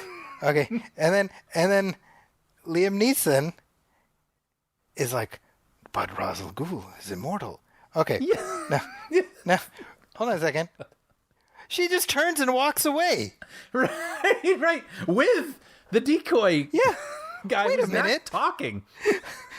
Why wouldn't she be like, whoa, this is a crazy conversation? Or like, actually, yeah, because I mean, this isn't Nolan's style, but it'd be kind of funny if she's like, okay, and sort of turns around and walks away. Or Is I'm that gonna the get a thing you refill, noticed yesterday? I did, yeah. I was cracking up about it last night. I was like, she just, wait a minute, this is really interesting. Like, if you're in that position, if I'm like, Brian, you gotta meet, this is crazy. This guy, you're gonna love this guy. Yeah. And then suddenly you're like, I watched you die. I didn't die. I'd be like, whoa, what's happening here? Right? I know, but I love that the guy who looks like Watanabe just doesn't say a word and just kind of walks away, and then she walks away with him. I was like, what was their conversation like that got her so invested that she had to introduce him to Wayne? There's like a 5-minute short film, Yes, like a between the scenes short that needs to be made about that. right. I love it that we both couldn't escape. She's like some cougar. She led him away. They're gonna have their own little encounter.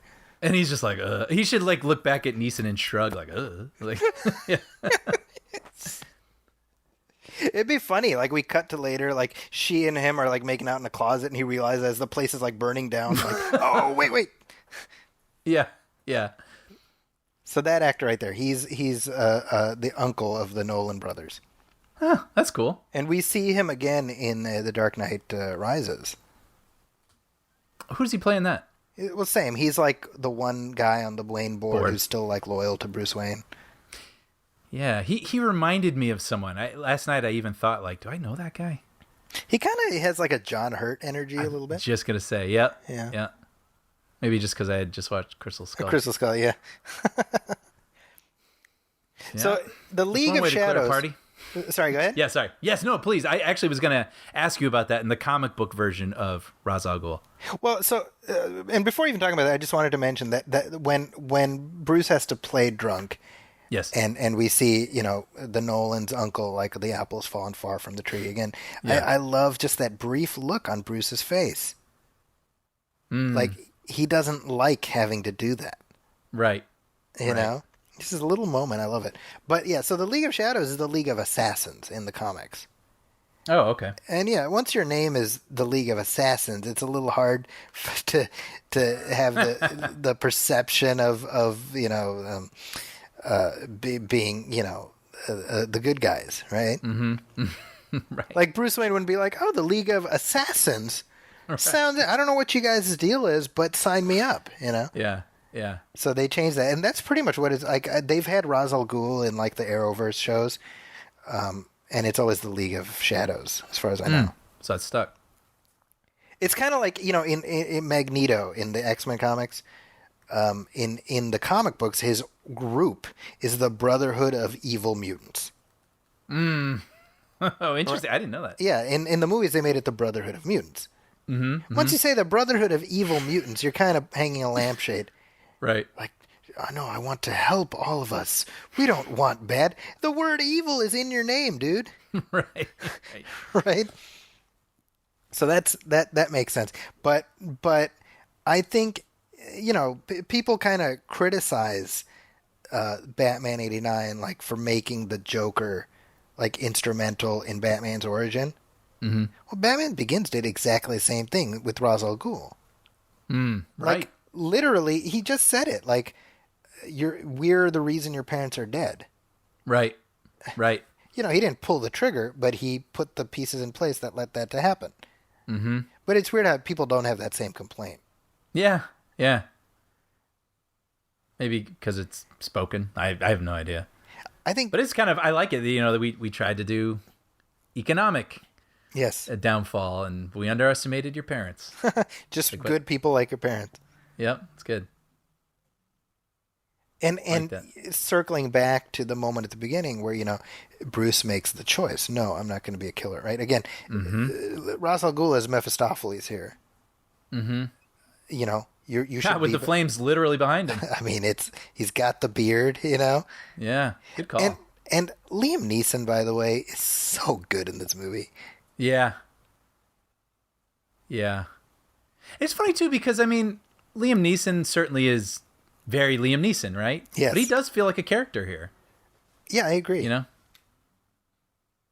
Yeah. Whereas, he went on that run of action films where he was always just Liam Neeson, the bus Liam driver Neeson. who kills people, and Liam Neeson, the mailman who kills people. Yeah. Yeah, right there. You burned down my house and left me for dead. It's like, dude, he did the exact opposite. Yeah. And if you were Wayne, I'd be like, but didn't that guy, damn it.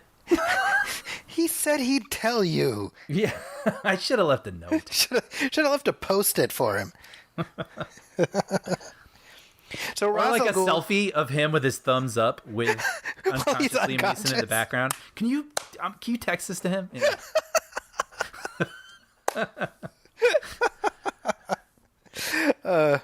No, it's like he takes a picture. Yeah, like Ra's al Ghul is like unconscious, and Bruce right next to him doing the thumbs up. Right. Sorry, I couldn't stick around. So the earlier it says, "But is Ra's al Ghul immortal?" Right? That's a reference to the comic books where he is in fact immortal.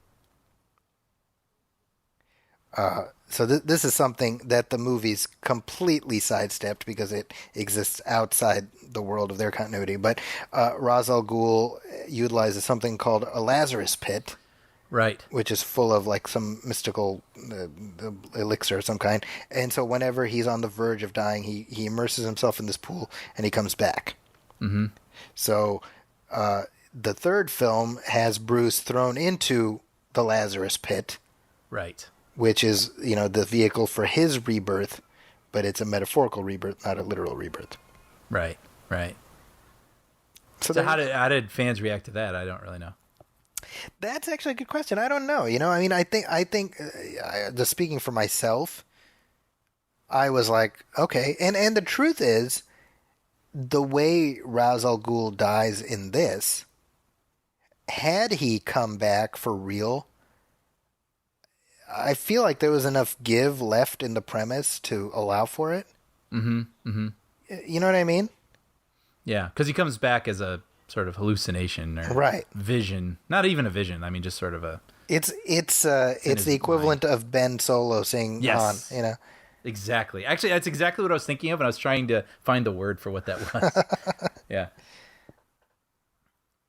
By the way, great line we didn't highlight, but when he's got that beam on him, and Alfred's like, "What's the point of doing all those push-ups if you can't move this log?" Yeah, right.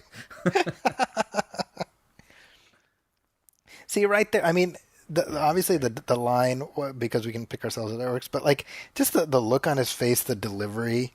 Mm-hmm. You really believe the connection between these people. And it's the perfect, I mean, all is lost, right? I mean, the house, I love that shot where he looks up the shaft and just sees this flames. Yeah. You know, there's something even worse about seeing it at a distance Right. and being below it. And then that little moment of warmth from Alfred is what he needs, and it gets him up.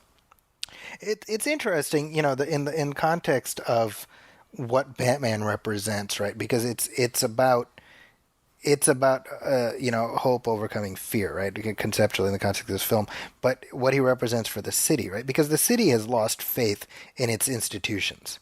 Mm-hmm.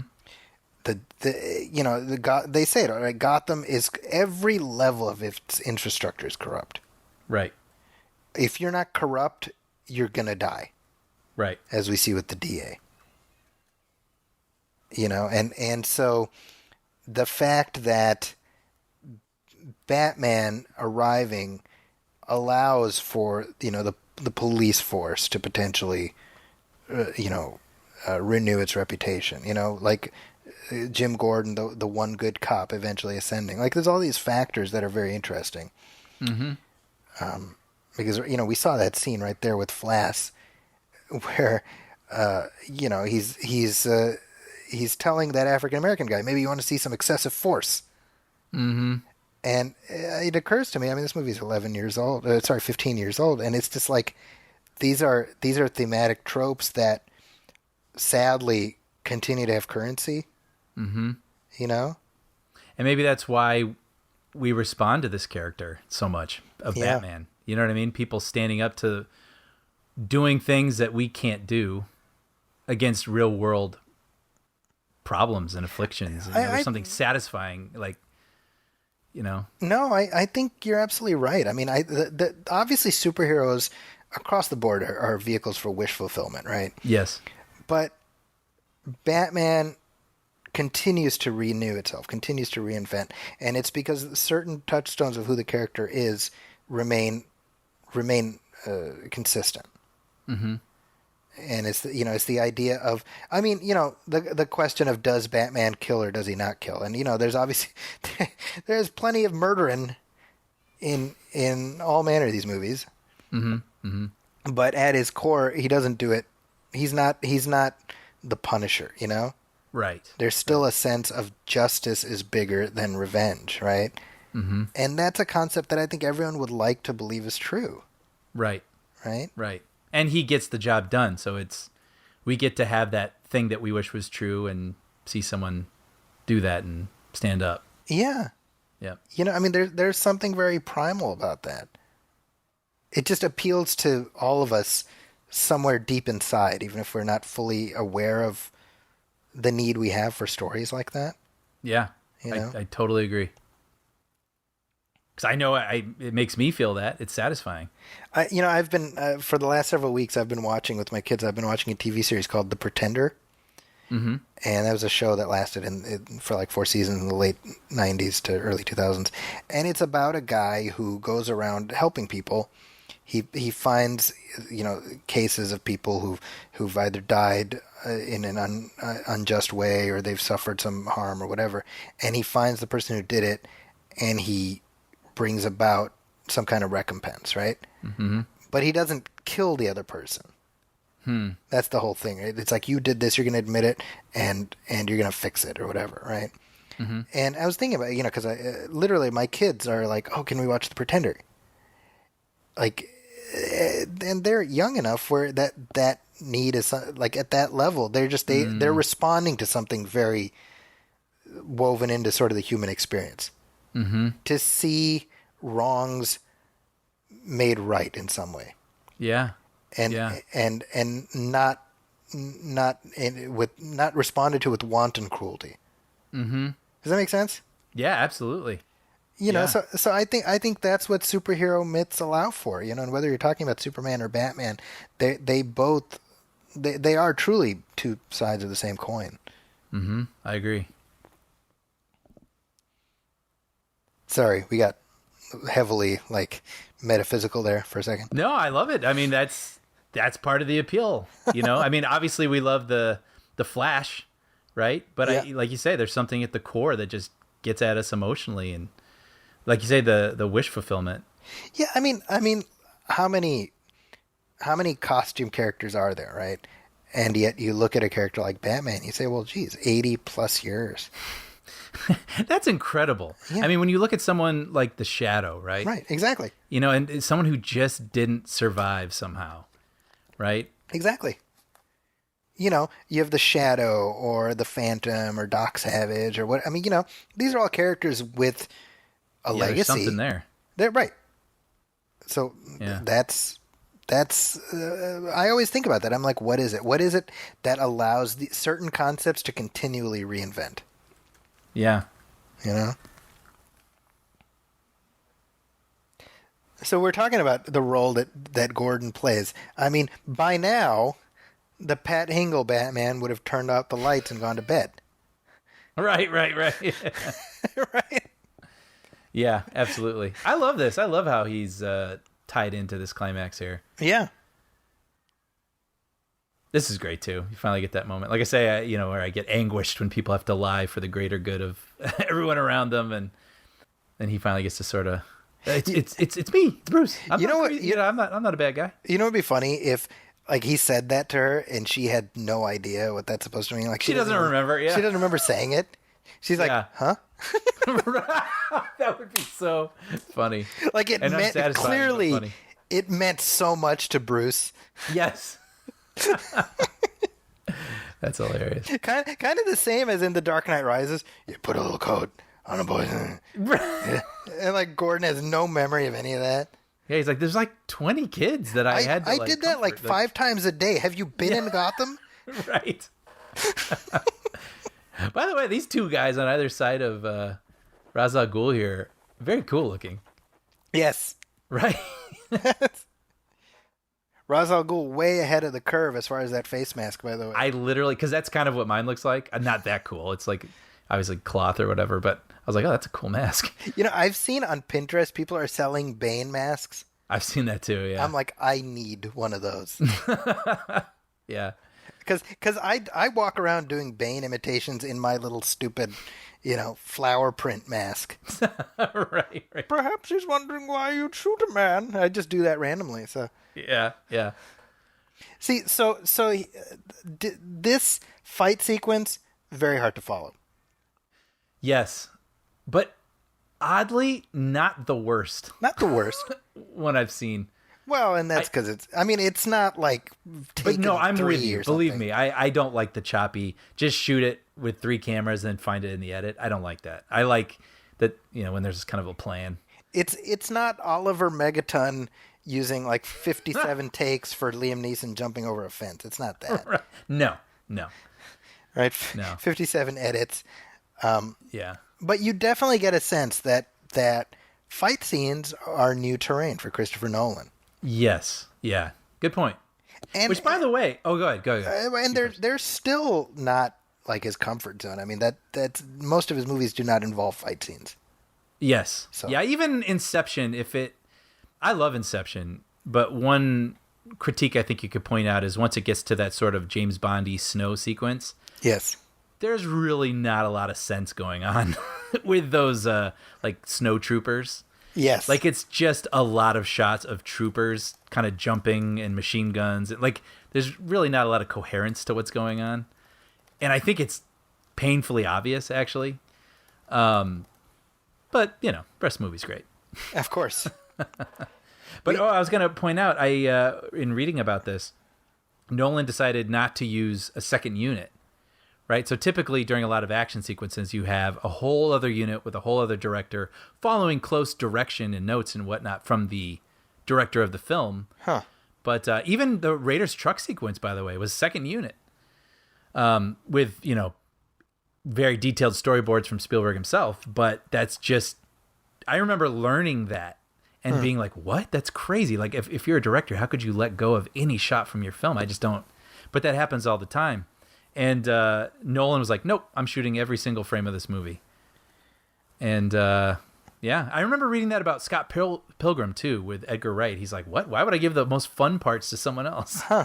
That's interesting. So, but that's common. But Nolan here, yeah, he directed every bit of this. So is that Does Nolan still do that, or That I don't know. I'm not sure. that's interesting. Yeah. See, now again, look at the third act, right? There's a ticking clock. We got to keep this train from getting to the main tower, and we're gonna fight on a train. That's it. Yeah. Oh yeah. Yeah. Don't get the train to the tower. I mean, we Love get it. I love that stuff. That's so great. Isn't that a great shot, by the way? Yeah. That sort of POV of the train going on that Fantastic. track. And then, of course, we get this kind of clumsy exposition guy, but hey, what are we going to do without him? If that train, Yeah. I would have loved if he's like, if that train gets a thing, it's going to create a train reaction, which is going to blah, blah, blah, the city. And then you have the guy be like, yeah, I know. I'm right here with you. Yeah, I've worked here for like 10 years. I'm watching the exact same thing. Yeah. God, Larry, why do you do this? Yeah. Who are you talking to? Yeah. Yeah. I think that putting Gordon in the car ties him in, and it doesn't feel forced. Mm-hmm. It gives him ownership of the climax in a way that doesn't strain believability. Mm-hmm. And also, I think gives him a sense of what what Batman does. It's not easy. Mm-hmm. No, that's a good. I didn't think of it that way. Yeah. Yeah, but it's great. I mean, he's integral to this thing. I mean, Yes. It's not. He gets rid of the whole track. It's a shared victory. Mm-hmm. Which I think is so important. Yeah. I guess I didn't think about it too deeply, but now he's tied Yeah. with Batman. It's not Okay. like just little support, but yeah, they're on a mission together. So right here, Batman says, Yeah. "I won't Yes. kill you, but I don't have to save you." Yeah, that's called killing him. I know. That's still killing him. I know. So you can justify it all you want. All right. You're still a goddamn murderer. Yeah. We've seen he can lift Neeson. Yes. All of Neeson. By the way, this looks awesome. This has got to be like miniatures or models, but like, this looks awesome. Isn't I it? mean, it looks like the Fugitive train crash. Yes. But that whole microwave emitter is a very sci-fi kind of contrivance. Yeah. And it works. I mean, we buy it for the world building here, Yes. But I think about that a lot. I'm like, if you establish a realistic world and that world has certain fanciful things in it, the audience will go along with it. Mm-hmm. You set the boundaries for the world in your first movie, and then anything past that, it can't be too much of a deviation from that. Right. So Right. Going back to what I was saying, like had they gone in a more comic booky way in the next one, I think people would have bought it. Yeah. I think so too. Interesting too about Mr. Earl. What's that? He's not like a villain per se. Right? I mean, when you think about it, well, he's just doing his job. I didn't really think about it, but you're right. It's not like he was going to, sell it off and dismantle the Wayne name for profit or something. Right, I love that. That's a good point. Drunken billionaire burns down him. That's great. Right. Like, But I mean, this is very satisfying. it's Didn't you get the memo? right. I mean, he's a jerk, obviously. But he's Yeah. more of a jerk to Fox, really. Right. Right. That's a good point. Yeah, he hasn't really done anything to Bruce for Bruce to be like. I mean, as far as he's "Booyah." concerned, look, what did he say to him as a kid? He's like, look, the company, we're going to take care of it. It'll be in good hands. Well, it has been in good hands. It's been profitable. Right. It's done Right. well. That's funny. Unless there's some line I missed. Bruce is I kind of don't a jerk. That's my point. Puts this poor guy out of work, remember. Right. And that's how he became a hitchhiker. That's well, I was about to say that And then- that yeah. movie Hobo with a Shotgun is like Oh, right, right. just an Oh, actual yeah. sequel to this. Yeah. That's what Rutger Hauer's reduced to after I used to live in Gotham. Yeah. And that's just like a throwaway line for anyone paying attention. Rutger Hauer, by the way, had a arc on the series Smallville. Oh, who did he play? He played a Superman villain called Morgan Edge, who's another like corporate criminal guy. So Interesting. he found a niche as DC bad guys. Corporate bad guy. Yeah. So, you know, when this came out, I was thinking about this. When this came out, the 89 Batman was about as old as this movie is now. Oh, wow. Weird, right? Yeah. Because that was 16 years. Yeah. Man, yeah. I didn't want to derail your point, but No, that's it. That's my only point. when it blew my mind when It came out and it was a period piece. Yes. And 89 Batman was shown to show that it was a period piece. I was like, wait a minute. What the? Yeah. But this is great. I mean, yeah, this is all obviously sort of the emotional thread of the Dark Knight here. Yeah.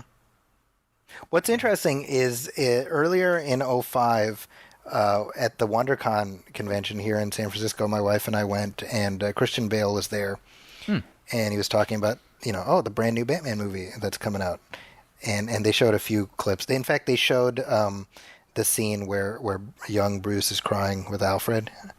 But Bale was talking about, he's like, as far as Bruce is concerned, Batman is a job with an expiration date. Like, he has every intention of not being Batman past a certain point, He sees it as a job that he will finish, and then he will, get to go back to his life. Wow. And as early as then. Exactly. And, like, that's literally what the trilogy ended up being about. Yeah. Huh. Yeah, that's interesting. I wonder if I guess Nolan might have had that conceit from the start, shared that with him. And I think, I've said this to you before. I think Nolan, once The Dark Knight became as successful as it was, I think Nolan realized that if he didn't seal his movies up in a hyperbaric drum, Warner Brothers would do to him what they did to Tim Burton. And I think after The Dark Knight, I think he made a conscious decision. I'm going to just completely close it up and leave no room for anybody to do anything with my movies. it's kind of wise, actually. Smart, Yeah. He's like, y'all want to do Batman? Go ahead. Leave my movies alone, Yep. It's like, Orson Welles famously, one of his quotes before he died when he found out that Ted Turner was colorizing movies and he wanted to colorize Citizen Kane, he said, tell Ted Turner to keep his goddamn crayons off my movie. That's funny. So, we talked about this earlier. Like, had they never done another sequel to this, had they never done another Batman, this is it. Final statement on Batman. Could there be a more perfect ending to the Batman cinematic experience than the last 2 minutes of this movie? No, and you could do whatever you wanted in your other Batman movies, and this would always be a perfect foundation for any of them. Yeah, exactly. Yeah. I mean, I remember watching this opening night, and I'm like, man, it's Batman and Jim Gordon just chatting on the roof. Like, that's the thing I've seen in so many comic books and so many cartoons. I've never seen it in a movie. And I love it, too, because as grounded as this is, he's sort of setting it all up. It's like, look, this is prepare for escalation. Escalation. And he puts it in real world things, it's armor-piercing rounds, or we get vests, armor-piercing rounds. You wear a mask, we might get more theatrical people. It's so natural. Come on, right here. This is Batman summed up. And you'll never have to. I never said thank you. So perfect. And I saw this on Twitter earlier in the week, but it's somebody, the thing with the Joker card reveal, they're like, it's the best end credits scene of any superhero movie, and it's not even after the credits, You'd have the whole set of credits and then boom, right? The rooftop. Oh, what's going to happen? You're right. Totally right. Yeah. Yeah, man, I've always liked this movie, and I remember that I like this movie, but it's not one that I revisit much.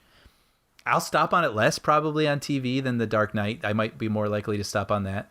But I am so glad we revisited this because I've forgotten how great this movie's great. It really is. Yeah. Yeah, I mean, it's interesting because The Dark Knight, I think, by many qualitative measures, is considered the best of these three. But this is the one that I've watched more than any of them. Really? Okay. Because I feel like Dark Knight is really, it requires you to really kind of Invest. sit down and Yep. yeah, like really get into it, right? Mm-hmm. And it's a longer film, and there's a level of escapism that this one has that allows at least me to just kind of just jump in, Yep. So that's it. I appreciate it every time, and despite the fact that this trilogy is so very revered, it does feel like the first one doesn't quite get it talked about as much. Yeah, isn't that interesting? I'm not exactly sure why. And I know there's just something... I mean, obviously the Joker is really magnetic, and there's just so many amazing set pieces and whatnot in The Dark Knight. Right. But yeah, that's why I'm glad I came back and saw this one again to remind myself that, like, no, this is really great. Well, you and I saw this together during the initial theatrical run. Mm-hmm. I don't know if you remember this, but I came down to visit you guys fairly late in the theatrical run because this came out, this is like June, right? Yeah. So I must have visited in like August. Oh, wow. Okay. And we couldn't find, like, it was leaving theaters. So we found a theater like pretty far away. Oh, this is starting to come back to me now, actually. Yeah, it was you, me, Sean, Kevin Otterness was there too. Oh, funny. Okay. So this would have been this would have been in August for sure. Because I had come down for some filming. Yes, right. I remember. Yeah. And wow, so, okay. I mean, literally, and by then I had seen it multiple times. I know you had seen it multiple times. But it was like, no, let's watch it again. Yeah, one more time in the theater. And lo and behold, you blink your eyes and it's 15 years later. I know. The hell? How did that happen? I love it though. I love that all these things we discuss, or so many of them at least. I have these memories of seeing them with you. Or I mean, we talked about it on the show, memorable theater going experiences. It's well, kind of fun that all these years later, here we are still talking about them. Well, you know what? I mean, coming up next month is the 10th anniversary of Inception. Yeah. And it does feel like that one might be worth giving another look. Absolutely. I just rewatched that actually through the Netflix party thing with my socially distanced movie club Nice.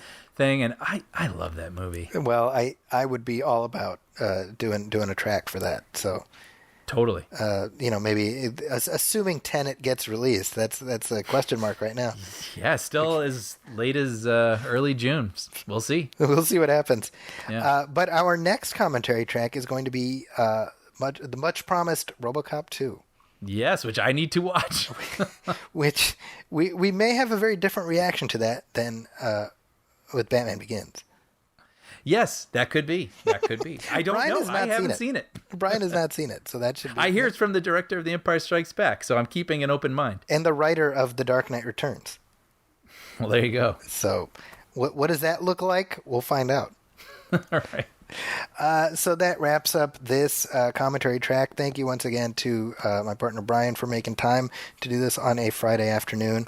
And once again, I just want to say, Danny O'Neill, thank you for all the memories. Rest in peace. Thank you for giving us the gift of Batman as we know him. Yep. And if you all have any questions or comments about this commentary or about any commentaries you'd like to hear from us, please shoot us a line at moviefilmpodcast@gmail.com. You can also hit like on our Facebook page, facebook.com/moviefilmpodcast, and message us there.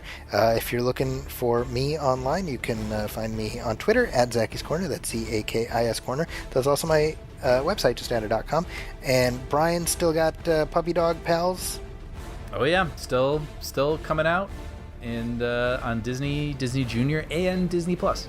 There you go. It's wherever you're looking for it. Yep. And as always, please go to iTunes and leave a review, leave a star rating. Every little bit helps. And I'll look forward to welcoming you back for our next regular episode, as well as our next commentary track. On behalf of my partner Brian Hall, my name is Zaki Hassan. This has been our movie film Batman Begins commentary track. We will catch you next time. Thanks, everybody.